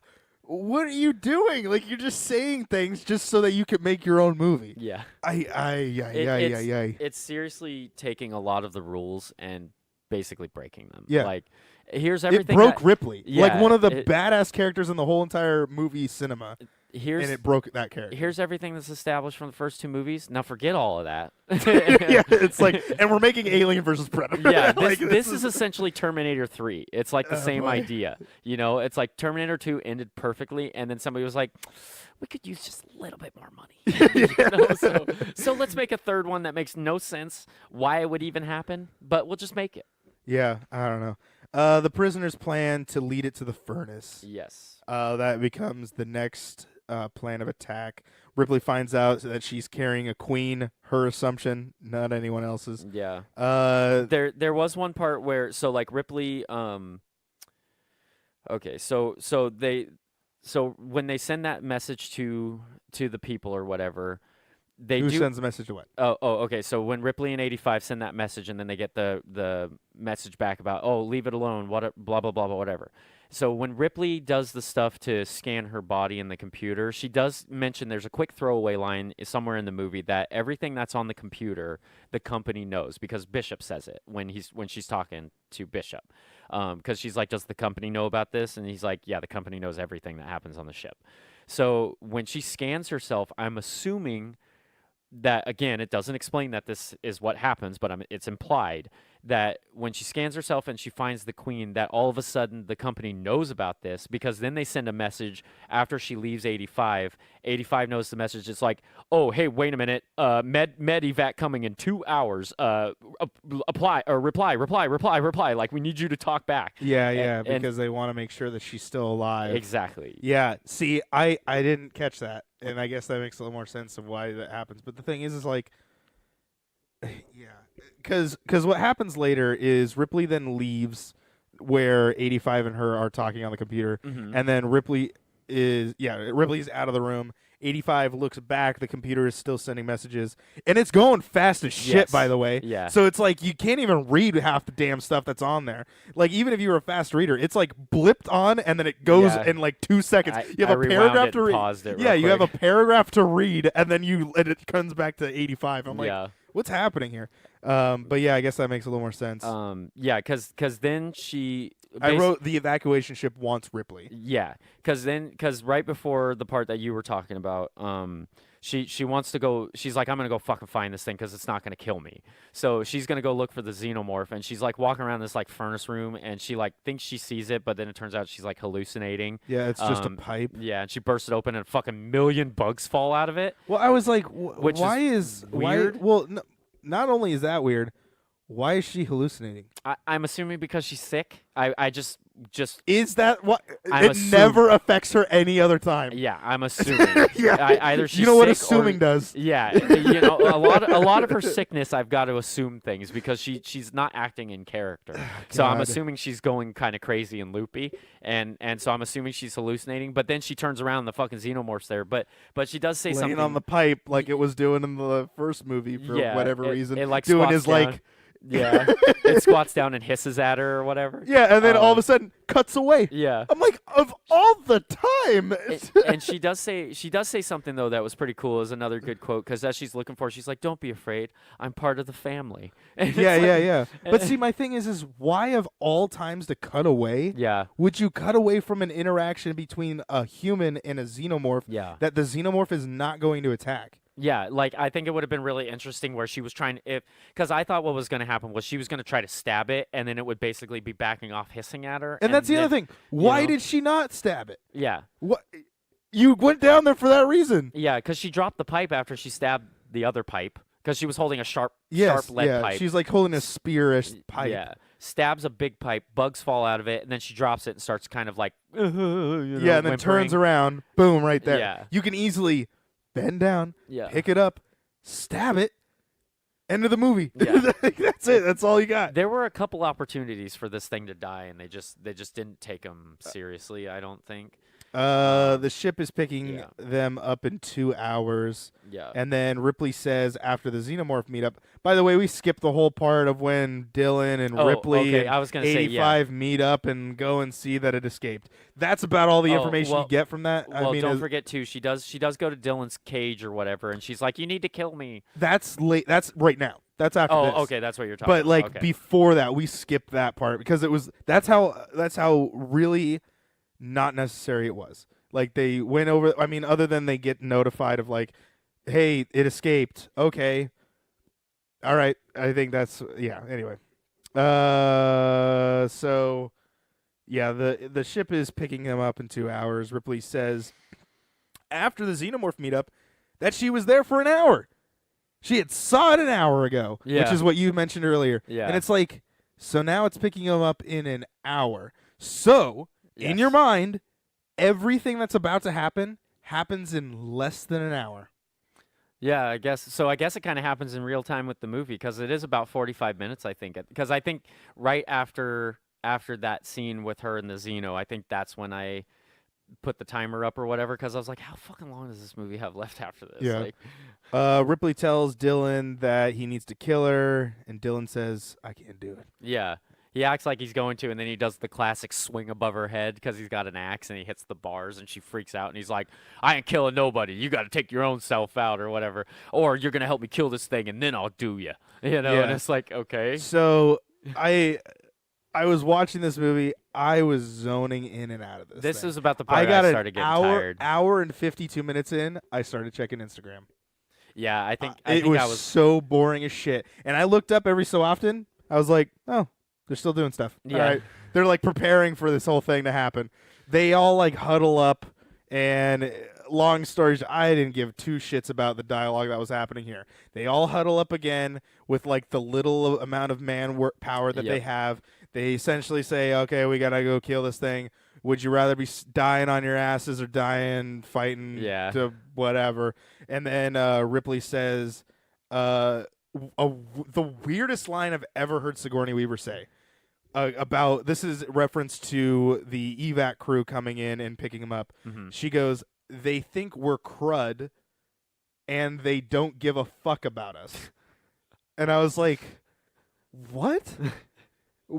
What did she say? Yeah. They don't give a. They think we're crud. And I'm like, and then she drops the don't give a fuck about us. And I was like, yeah. what? They're like, we only have a one fuck or shit. Yeah, we get. Like, you can only say fuck or shit. You can't say them both in the same Yeah, sentence. exactly. And I'm like, dude, I was like, oh my god, what is happening? Anything you have before that? Because then I get an hour and 56 minutes in, and we get a POV of Xenomorph. But it is no filter, and it's not as exciting as it was in Alien. Yeah, basically they're enacting their plan where so this plan they don't explain at all.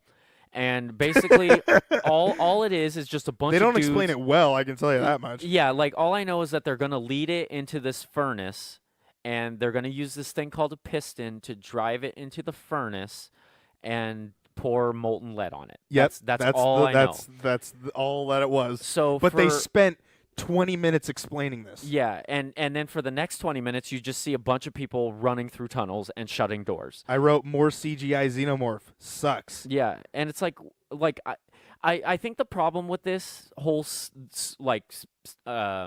series of scenes is that you have no context of where you're at or where anything leads, because it's just a bunch of dudes running down tunnels and going, I shot E3. Oh, lead it into C7. And it's like, where the fuck are they? Yeah, it's like, where was this whole Yeah. time? By the way, I wrote, the next thing I have after more CGI Xenomorph sucks, the evac landed. Yes. 2 hours and 2 minutes in. Look at... I want you guys to look at the timer of how long we've been talking.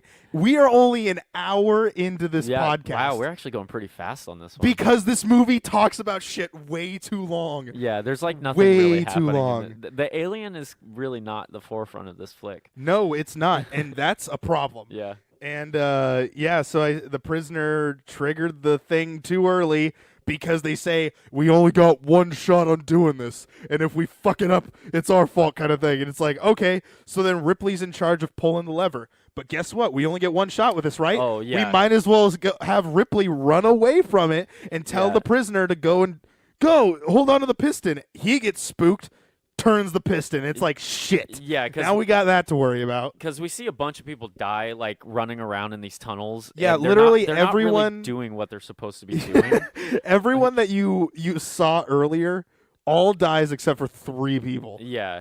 There's one guy in there in particular named David, and his real life name is Pete Postlethwaite. He's in a few movies. Jeez, that's last name. Yeah, you would recognize him in movies.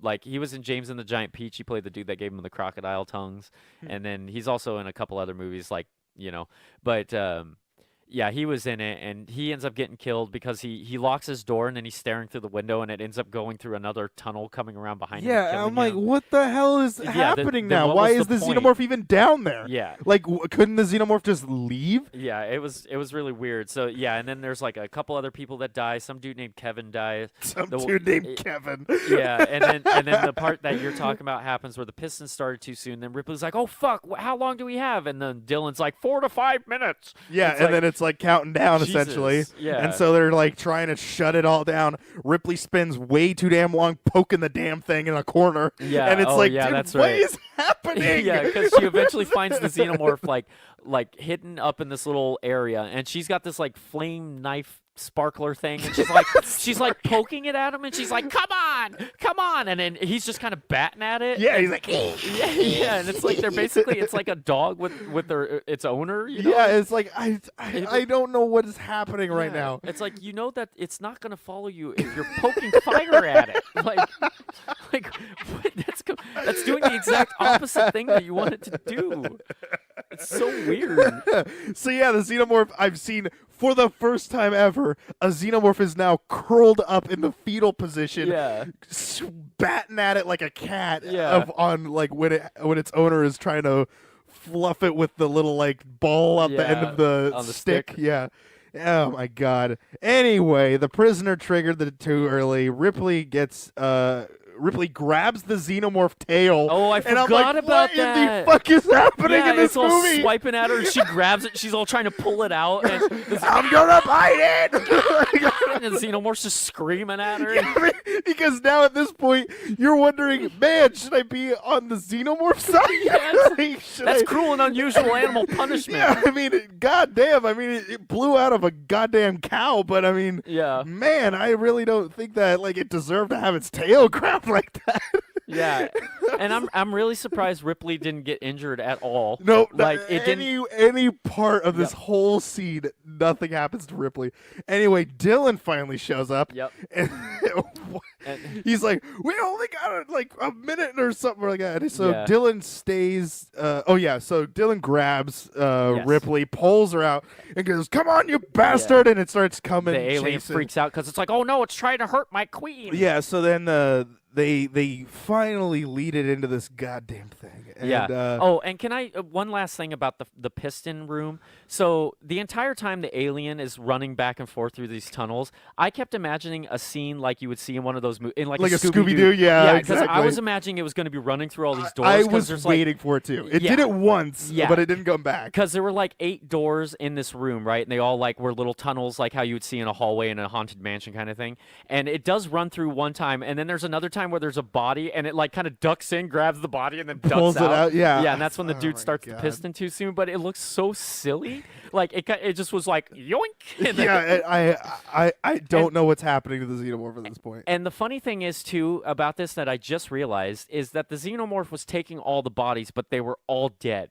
So there was no way for them to nest. I was literally about to bring this up because throughout the whole movie he keeps killing everybody. Yes, we have never seen a xenomorph just flat out kill people. Yeah, it does kill some. But it has to keep some alive in order for its natural instincts to take over to keep building the army. Mm-hmm. No matter if there is a queen or not, it still will do this. Yeah, because we've seen this in several movies now. Yeah. That it will, even if the queen's not even there, it will still do it. Mm-hmm. I don't get it. I don't understand what's happening. Again, you know, the only thing I can assume is because this one was like more of an animal per se, like it was kind of a guard dog alien as opposed to like a human-born alien. So maybe it wasn't smart enough to do the nesting process. It was more of like a attack on sight kind of alien. But again, that's a stretch. Like, I don't know. I'm assuming on this one that you're supposed to infer that, but.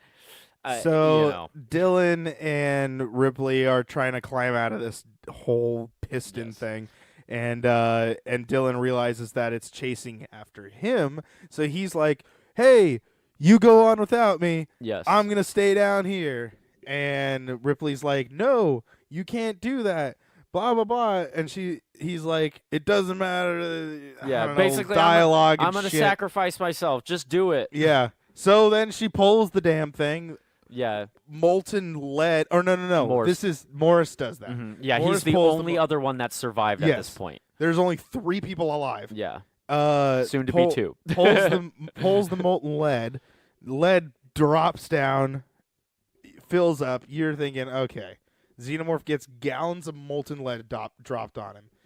Hey, here's another Game of Thrones thing, because that gold gets poured on the guy in that show. A crown for a king. For a king. But then he jumps out. Yes. And it's like, what in the hell is happening? And I remember the very first time I saw this when I was a kid, I was like, what the hell? Like, that's weird. It's like, dude, this thing can survive in space and get molten metal dumped on top of it. So this thing's looking like the inside of a number 2 pencil. And Ripley then, Morris goes, "Hit the sprinklers!" Yeah. So she climbs up, hits the sprinklers. Sprinklers get poured on it, and because it's a metal, it just expands and just blows up. And I will say there is a little bit of clever foreshadowing in the earlier part of the movie. This is 2 hours and 11 minutes in, by the way. We are literally an hour ahead of where we are. Yeah, that's unusual for us. So there is that scene. So earlier in the movie, when that dude drops that thing and lights everything on fire, and then eventually Dylan gets the sprinklers, right? they have a bunch of these buckets that they put the toxic waste in that they're painting with, and they're all made out of like lead or iron or something. And they get so hot from the fire that when he pulls the sprinkler, one of the buckets does crack in half. And so it's like, oh, clever foreshadowing, you know? Yeah, and so and it's something that you probably wouldn't see the first time, but after you see the ending of the movie and you just happen to be watching it again, it's like, oh, hey, I never noticed that before. So it's just kind of one of those things where if you do watch it again, you didn't notice this time, go back and check it out. If you ever want to watch this movie again, the only reason why to do that would be to basically do something like we're doing. Don't ever watch it a second time for pleasure. I don't know if I even had pleasure watching this first time. But anyway, take us out. What happens at the final moments of this film? All right. So basically, after the xenomorph gets exploded, we get to see, because in between some of this action, we get to see that this crew 85 meets the crew at the opening I refer doors. to them as the evac team. And yeah, the evac team, and he essentially meets up with the scientist at first, and he's like, "Where's Ripley? Oh, she's down here by the furnace trying to kill the creature. Let's go." And then crazy anime looking dude. Yeah, he looked like he was so straight weird. out of an anime. Yeah, I'm like, what the hell is he wearing? It's like weird Asian dude with a weird costume. But so then the evac team arrives like right after they kill the creature or the alien, and then it turns out that we see a figure in the background, and then he steps into the light, and it's Bishop. And then she's like, "Oh, Bishop, blah blah blah. Like, what are you doing here?" And he's like, "I'm from the company. I've come here to save you." And she's like, "Oh, I know what you are. You're just a droid. You were here to come get the alien." And he's like, "No, I'm the real thing." And so it turns out that he's a human. He's not actually a droid. Because as he's talking to Ripley, she's slowly backing up because she's got a hunch that they're not gonna fucking let this thing go, like, or kill he's it, saying like, you know? "Oh yeah, we'll take it out of you." We'll and then let you live and the this and anime that. guy's like, "It's just a quick procedure, a couple of cuts, you'll be out for 2 hours," and she's like, "Yeah, right. Like, whatever the fuck ever. I'll be out for the rest of my life." Yeah. And so she's backing up, and she eventually gets onto the thing that Moore's is on, which is like it can move around to go to different furnaces to drop lead. So then Bishop's like, "Do you trust me?" And she's like, "No." So she slams the gate. The thing moves away, and he's like, "Ripley, no, what are you doing? Like, we can make this thing work." And they end up shooting Moore's in the knee, and he falls down. And then 85's is like, "Oh, you fucking lied." And so he picks up a wrench and hits Bishop in the back of the head and fucking takes his ear nearly all the way off. His ear is like hanging, and he's like, "See, I'm not a droid." And I'm like, because I wrote Bishop is back. No, it's the one that designed them. Right, yes. Never referring to the fact that this is actually Wayland. Yeah. Because they've never referenced Wayland. Yeah. And so you're like, okay, so is that who? I'm assuming it's an ancestor or or descendant, I mean. Obviously, as the viewers that have watched all of these movies, can assume that it is Wayland because it is it's the same actor from AVP. Yes. And we've seen all the descendants that have come up to this point. So, I mean, theoretically, you could have a gene pool where your genes are kicking around for a while, and then eventually you're born like a generation. Yeah, or you're two. born as the exact replica of your like distant great grandfather. Yeah, they have those pictures all over the internet with like actors where it's like where Ashton Kutcher looks like some dude, or like Eddie Murphy looks like a guy from like the 1930s.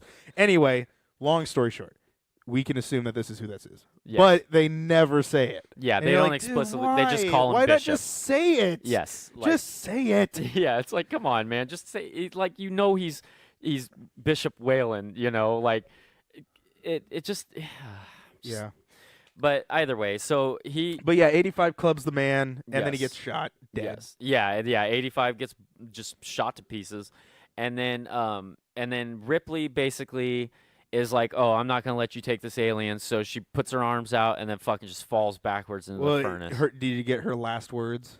I did not. Her last words, Ripley says, "You're crazy," and then Bishop says something, and then she just jumps off. Yeah. And dies, and I'm like, "You're fucking crazy." Yeah. Yeah. What? And this scene was majorly She different. gives up? Yeah, and of all of the things we've seen, and she gives up. And that's why this scene is really weird, because in the theatrical cut, it's different. So the alien actually bursts out of her chest in the theatrical cut.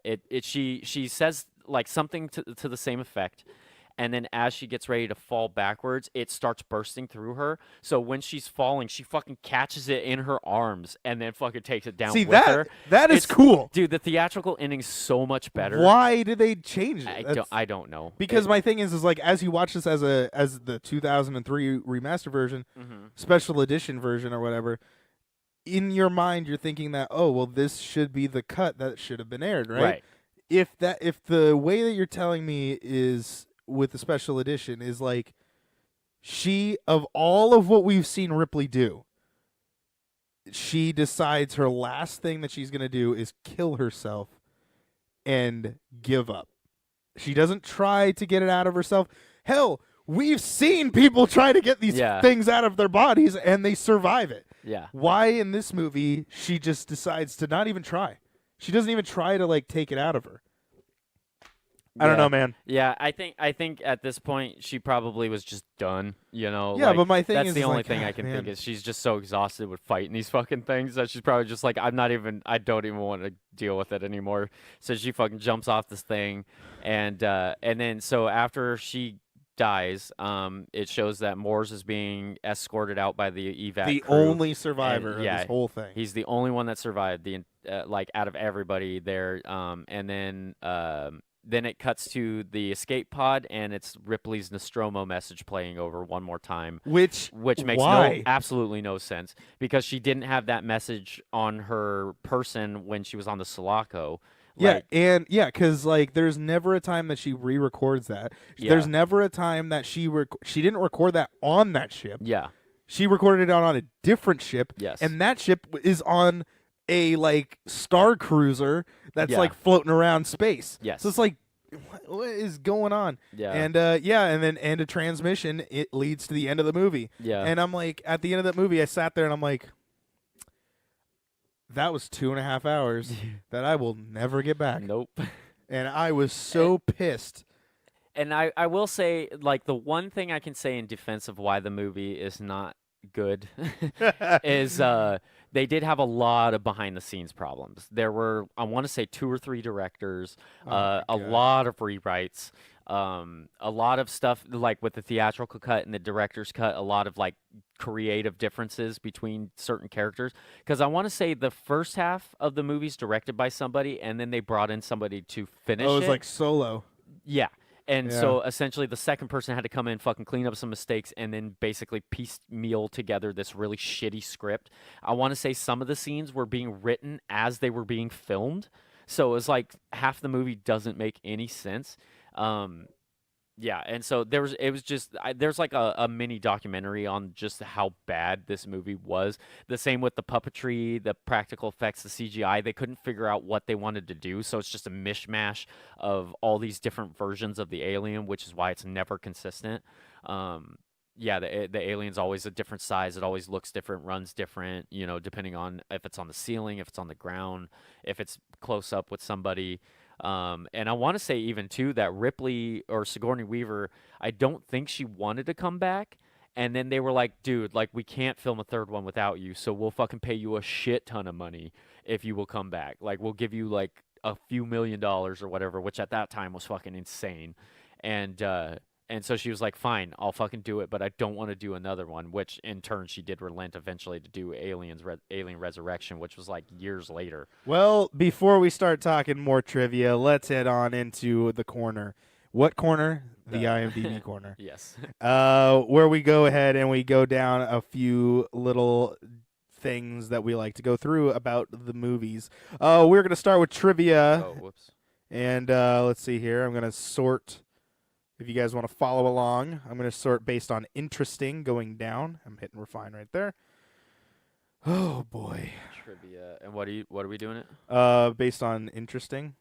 Okay, sort by interesting. That's the one that you should have on top. Okay, and then, wait, which one? That one right there. Oh, wow.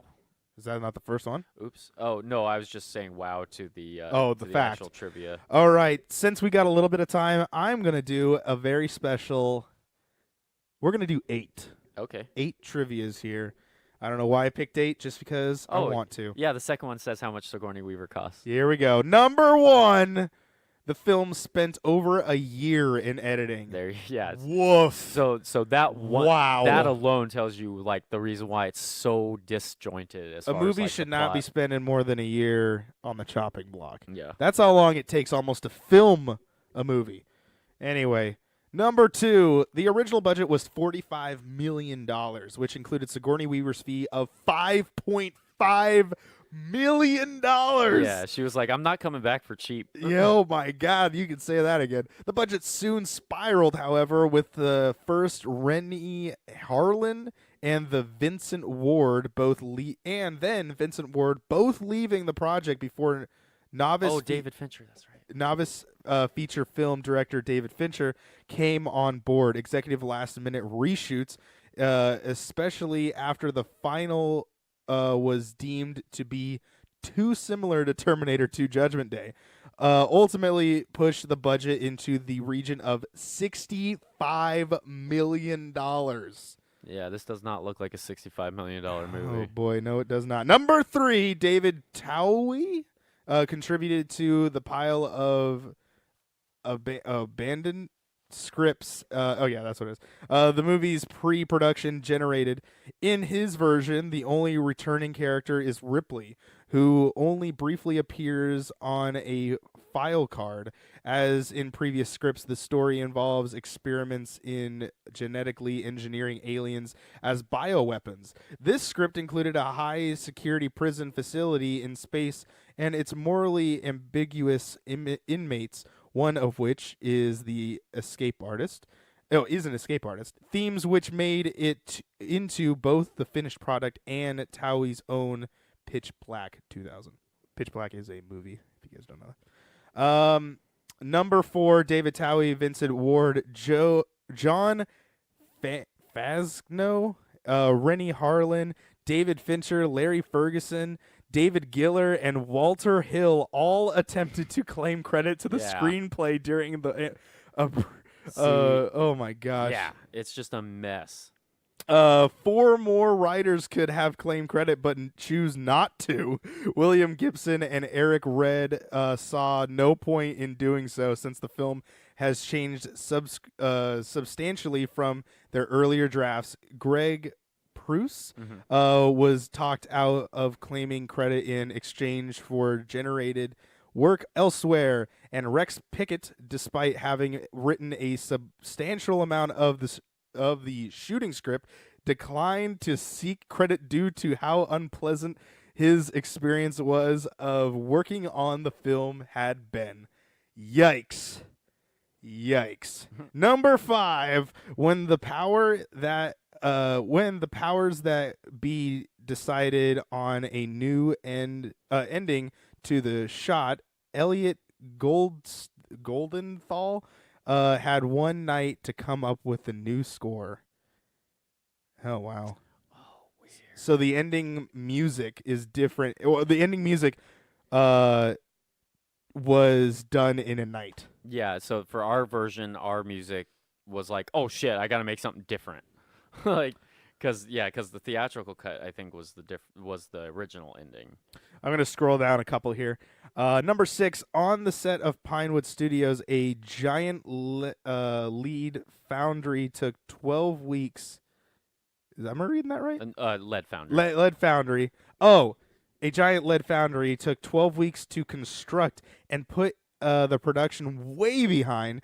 Even with 6-day weeks and 14-hour days, the crew were unable to keep up with the schedule. Jeez, man. Whew. That's a long one. I'm going to skip that one there. Number 7, the miniature of the coastline seen when the EEV is plummeting towards the planet was given a sickly green hue to suggest that the area was polluted with decades of industrial spilling. Okay. Sounds delicious. I'm trying to find short ones. These are all really, really long. Yeah. Oh my God. This movie's just. Number 8, or is this number 7? I don't know. We're gonna do one more, hoping to give the destroyed bishop a more complex look.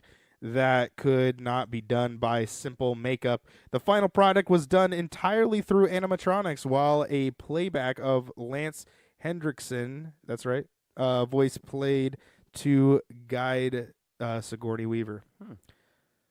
Well, there you go. There's your trivia. All right. Let's head into the loot box there, Josh. Where are we going? Are we doing quotes? Are we doing goofs? Are we doing crazy credits? Are we doing soundtracks?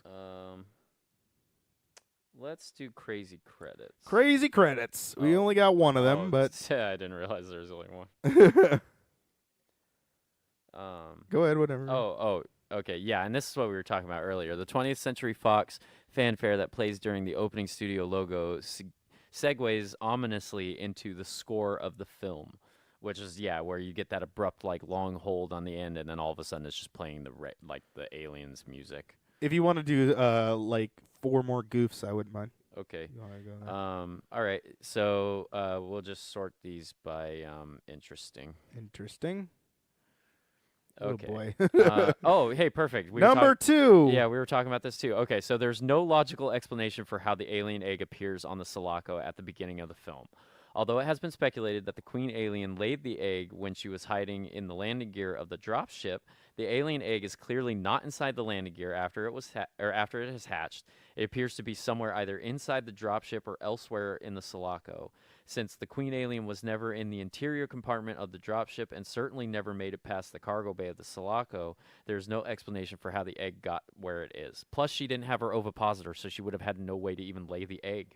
Number 3. When the EEV report is being made at the beginning of the film, Ripley is listed as lieutenant, yet Ripley's rank was always a warrant officer, a lower rank than lieutenant. The extended inquest of the Aliens director cut makes this clear. While it's true that Burke promised her that she'd be reinstated as a flight officer, since they never returned to Earth after Aliens, it is unlikely that this occurred, and certainly not at a higher rank than she was prior to her return to LV-426. Number 4. When the no, that's the same one. Okay, so at around 17 minutes, when Clemens performs the autopsy on Newt, her blood runs freely as if she had died very recently. However, she had been in the escape pod for a long time and then been frozen in the morgue. Even when defrosted, her blood would have coagulated and would not flow or stain clothes the way it does. And then You can get one more. Last Number one. 5. All right. If the EEV impacts at a speed high enough to heat up the hull to glow, it would smash up beyond recognition, leaving no chance of survival. Even the sheer G-load occurring on impact would be more than enough to kill the occupants, and if they could be retrieved from the wreck at all, they are liable to have almost every piece of bone cracked to splinters. Jeez Louise. Damn. So basically nobody would have survived from that crash. All right, let's head over into my favorite part. It is taglines. Oh, yeah. Let's see. What's some awesome taglines? Oh, damn. There's a lot. For some reason, I'm not able to. There we go. Yeah, it took a second to load. All right, here we go. Number 1. In 1979, we discovered in space, no one can hear you scream. In 1992, we will discover on Earth, everyone can hear you scream. What? God damn, that is What? That is a long tagline. What the hell does that even mean? And they're not even on Earth. Yeah, what does that even mean? What the fuck? In 1979, it came from within. In 1986, it was gone forever. In 1992, our worst fears have come true. It's back. And then the next one, number 3, it's back. And number 4, start running again. The bitch is back. Oh my god. What? You can't do that. Number 5. That is terrible. Number 5. This time, it's hiding in the most terrifying place of all. Where, your ass? Yeah. What the fuck? What? I have no idea. Number 6. Our worst fears have come true. It's back. Number 6. Oh. Wait, how many? 1, 2, 3, 4, 5, 6. This is number 7. 3 times the suspense. 3 times the danger. 3 times the terror.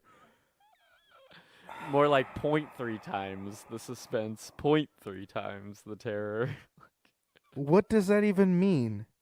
And there's one alien. Yeah, there's not even 3 aliens. So like it would have made way more sense if there was 3. Like I mean shit, if you even want to count the queen that is inside Ripley, I'll let you do that. We'll say there's 2, okay? But how dare you say that there are 3? Yeah, there is not a 3rd alien in this How movie. dare you say alien squared? Yeah. What the fuck? Let's head on into the release date. When did this bad boy come out? May 22nd of 1992. That was the first I guess the red carpet premiere was the 19th, but the overall nationwide release was the 22nd of 1992. And who got this one last? Let's see here. So before the re-release, okay, so it looks like Romania got it last on December 3rd of 1993. That's actually a pretty quick turnover. Yeah, they actually got pretty around there. Yeah, because it looks like most of them got it. It looks like a lot of countries over in Europe and like Eastern Europe got it like in September, mid-September, and October, and then a bunch of other countries. It looks like in August and July. Yeah, a really quick turnover. I'm actually surprised by that. I'm assuming as the 90s started rolling in and technology was getting a little bit better with filming, easier to distribute. Yeah, because now, you look. I remember thinking about this when I was a kid, how long it took movies to come to VHS. Like, it took months, if not years. Oh, it almost took years. Yeah. I think Ghostbusters took almost 2 years to come onto VHS. And it's insane to me to think now a movie turns around in less than like 2 months. Oh, yeah. It's like out and out now the theaters. It's based on the decision of the studio. Yeah. Because, like, Disney will hold Avengers for months so they can make more money in theaters. Yes. Hell, Spider-Man was still able to go. Duly noted, it was re-released because they won an Oscar. But you can still see it in theaters even though the movie's out. Yeah, because they're just like, well, why the hell not? Yeah, get more money. It's more money to be in the box office. Yeah, and you get to see it on the big screen, so it'd be an experience. But, I mean, if you want to buy it, you can buy it. But, yeah, it's like now the movie's in theaters, out of theaters, within a couple weeks, bam, on DVD. And it's if the movie flopped, they can holy shit. Yeah, it's easier for a studio to go, oh, this movie flopped, pull it, release it, done. Yeah.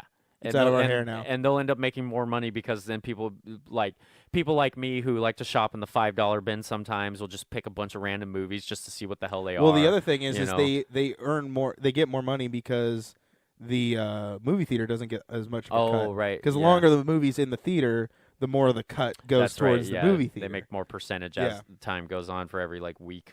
So anyway, let's see how much this bad boy made too. All right, the budget for this guy estimated $50 million, but we saw that even it got into the $63 million mark, which is insane in the membrane.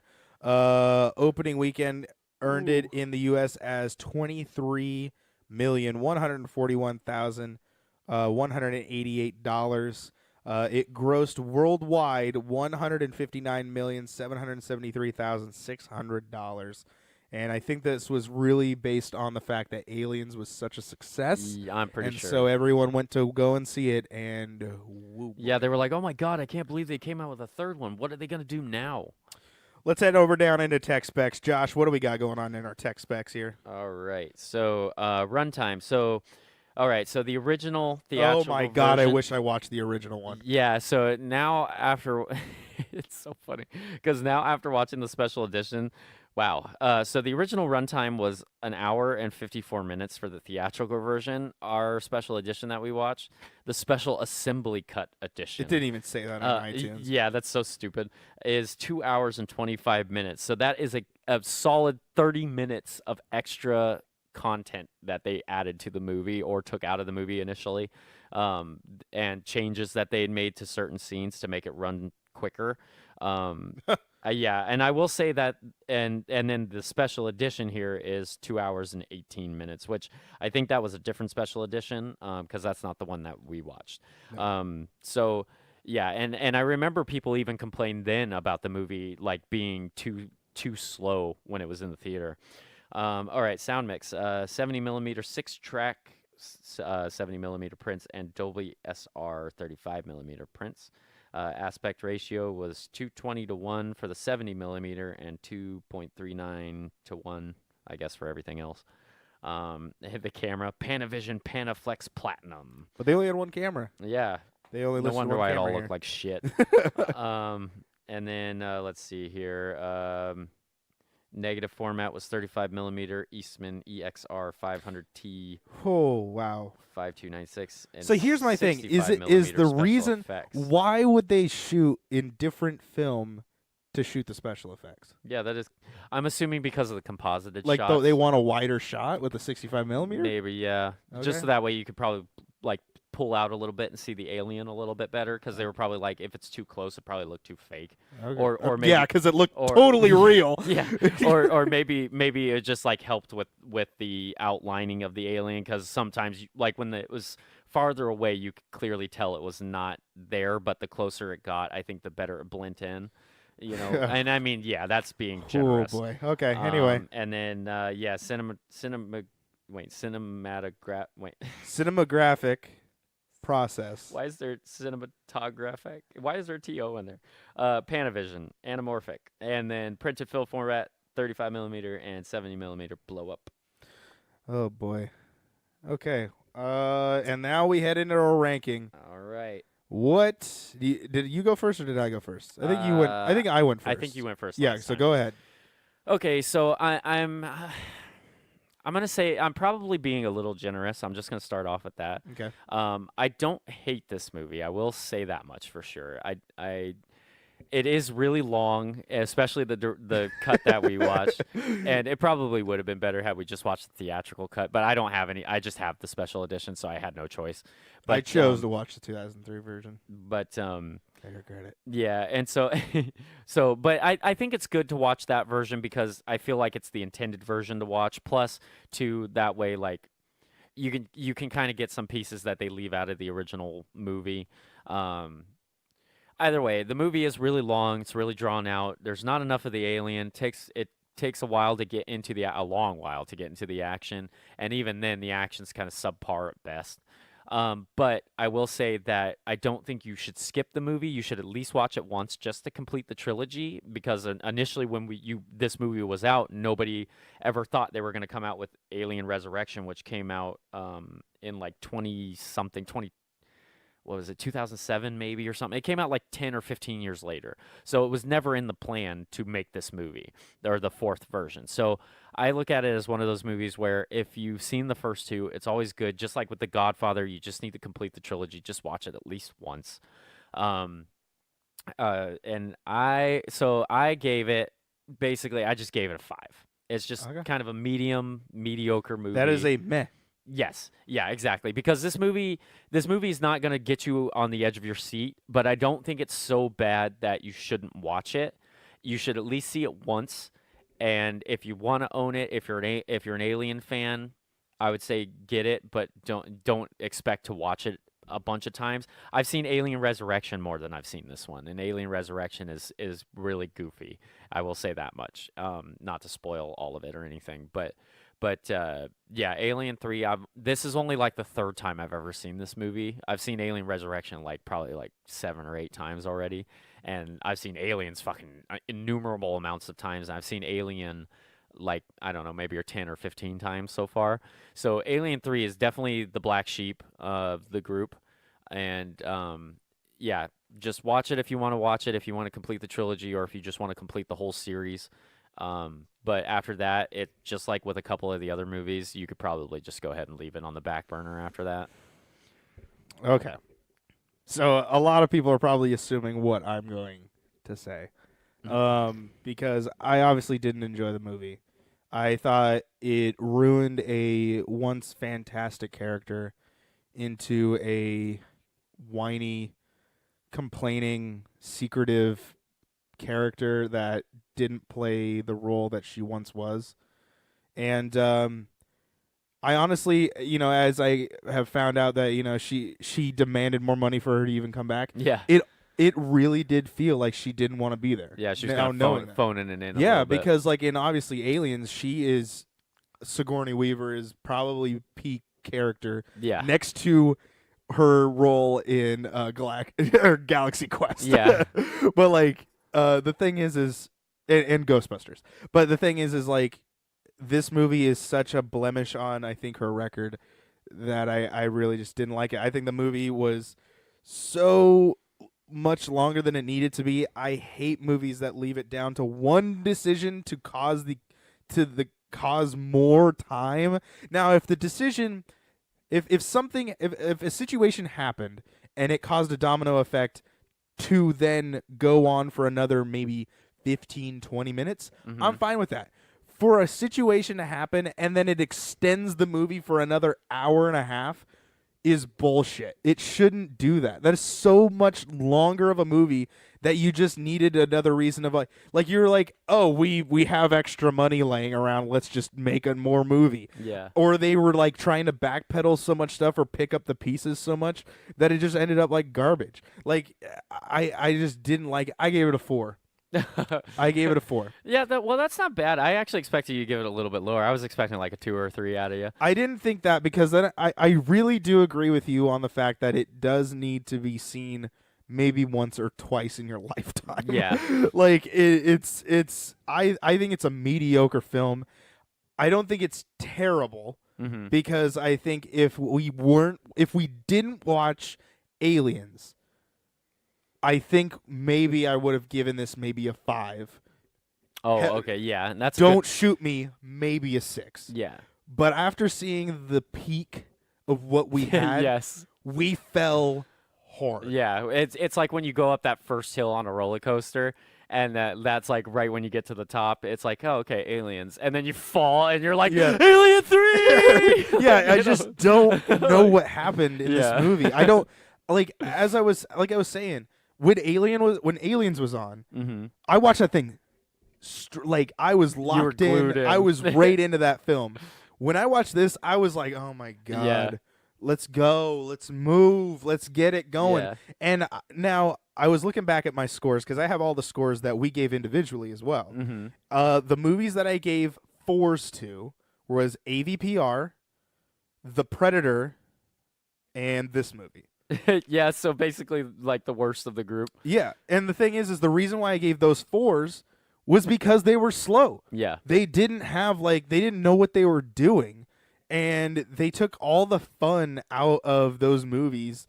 And the thing about these movies is there are monster movies. They are a monster. There is, if you were to put Freddy running around and causing havoc, but then you're like, but the movie's not about Freddy. Like it's Nightmare on Elm Street.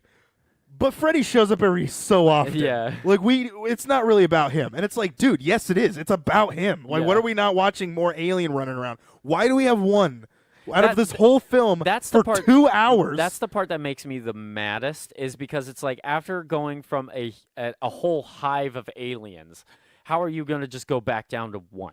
Yeah. Like you you could have at least had a couple of them, so that way they could have worked in tandem together and been like, it's like, okay, I get that you can't have a whole hive of aliens, but if you would have had multiple threats that were working together as a team, like velociraptors, for example. Which is what they do. Yeah. They do run around like velociraptors. Yeah, and so if you would have had like 2 or 3 of them working together to outsmart these people, if all these prisoners were like not so stupid and they were actually making logical decisions and they were like, oh, we got to trap it down these tunnels or whatever, but then or if they did something where one alien, like they didn't initially know there was 2 and they thought there was only 1, and then it turned out as they trapped this one, the other one shows up and kills some people or something, that would have been cool. But having just one alien, and especially like an attack dog alien that is limited in intelligence compared to the previous 2 movies, which you can clearly tell because basically all it does is run around and kill things.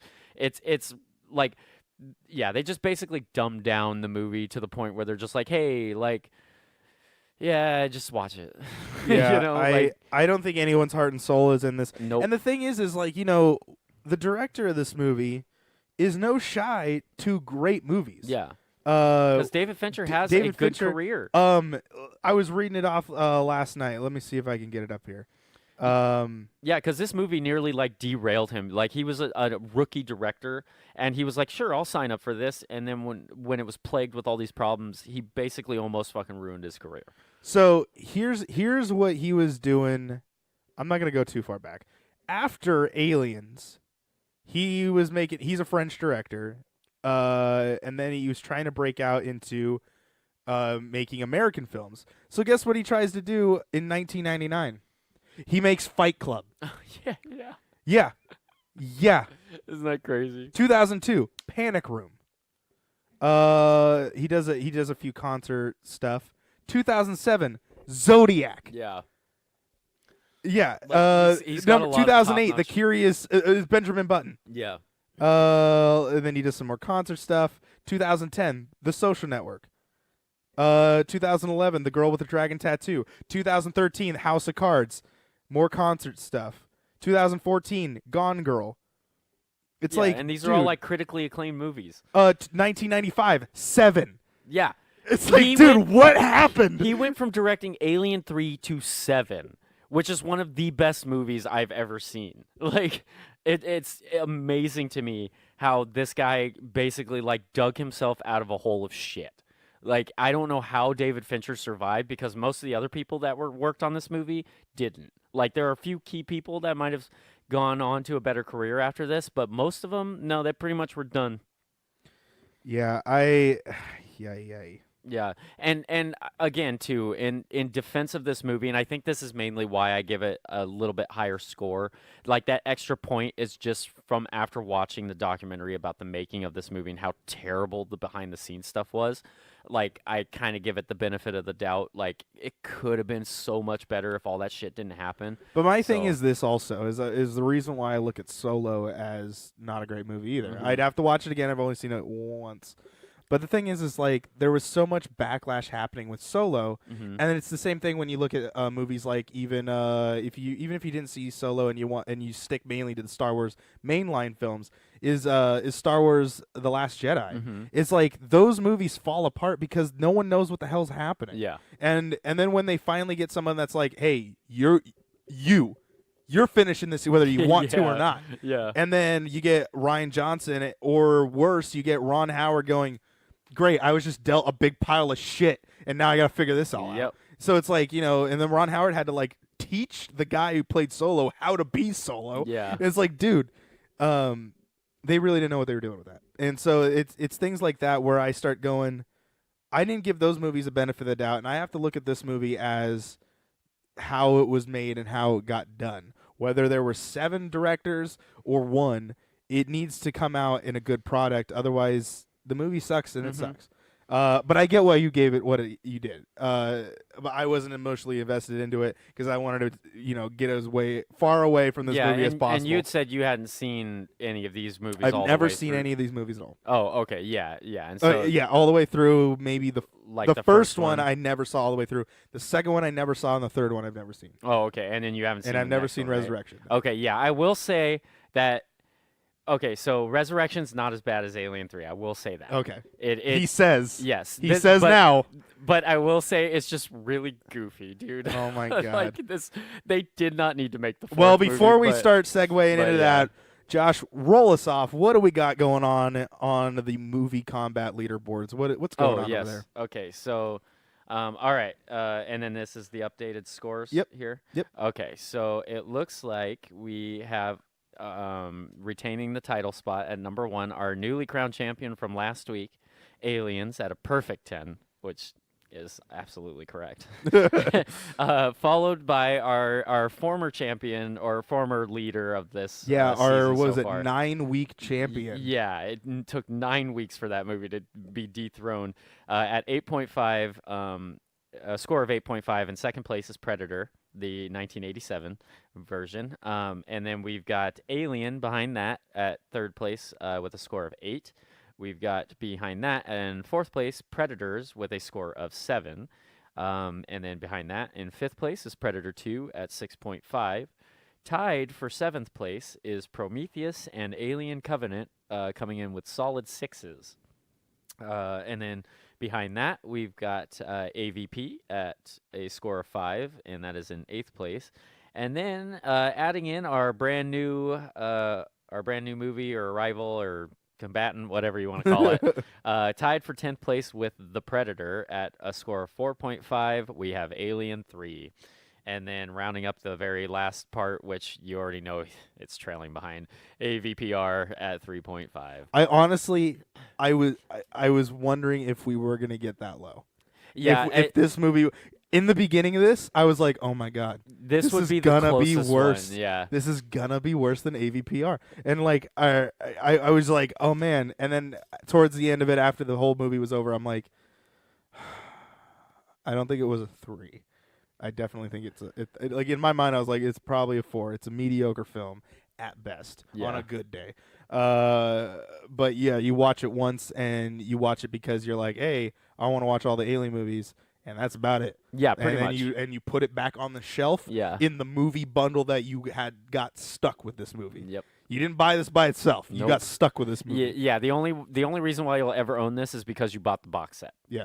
Like, or you were like, oh, I don't have all of them. I might as well buy the other. Yeah, if you're an OCD and you got to collect stuff, But anyway, why don't you segue us out of what's in the books for our final week? So coming our last and final movie, our 12th movie of the series, and I forget when it was released, in like 2000 something, will be the final Alien movie as well. I can check that out. The 6th in the series. No, sorry. Yeah, 6th in the series. Will be Alien Resurrection, and chronological. No, 1997. Really? Yeah. Damn. 1997 is when this movie came Okay, out. never mind. It came out a lot sooner. So it was only 5 years between the two? Yeah. Wow. Yeah. I could have swore this was released in the 2000s. No, it was not. Damn. Who's directing this? You know what? Actually, now that you say that, I do remember the movie being released earlier because I remember I was in high school. Sorry. I may have mentioned in the last when I was talking about what's the director of the last David Fincher? David Fincher, about how he was a French director. I apologize. I was referencing the director for Alien Resurrection. He is a like French Villeneuve director. Or whatever, right? Yeah, Jean-Pierre Jeunet or something like that. Anyway, he directs a lot of French films. Don't even bother. He has never directed anything else. Yeah, I think this is that's the in only, English. I think this was his like attempt to get into the English market, and it didn't work. Like, we'll see. But yeah, we will see. I will say though that the next movie, it's not as bad as Alien 3. It's pretty fun actually. I mean, we get Winona Ryder. And Ron Perlman. And we do get Ron Perlman, good old Hellboy himself. Yep. I guess we can't say that anymore because there's a new Hellboy. Yeah. But anyway. But yeah, it's loads of fun. I think loads of fun. Yeah. If that's not a tagline on it, yeah, we shall see. I think we'll go out with not with a whimper, not with a bang, but not with a whimper. We'll go out with a good okay, that wasn't so bad, I think. Well, ladies and gentlemen, that is your homework of Yes. next week. You're not going to want to miss the last episode. If you stuck with us so far, make sure you hit the like button no matter where you are listening to this. Rate this video, this podcast, wherever you are listening to, if you're listening to the audio version, so that it gets promoted and so that everyone knows where to go and listen to their primal source of entertainment, the Primal Target, right here. And if you're watching the video version of this, make sure you hit the subscribe button over there on YouTube, or if you're watching it on Facebook. It's all over the place now. You can just get this anywhere. Yeah. I don't know anymore.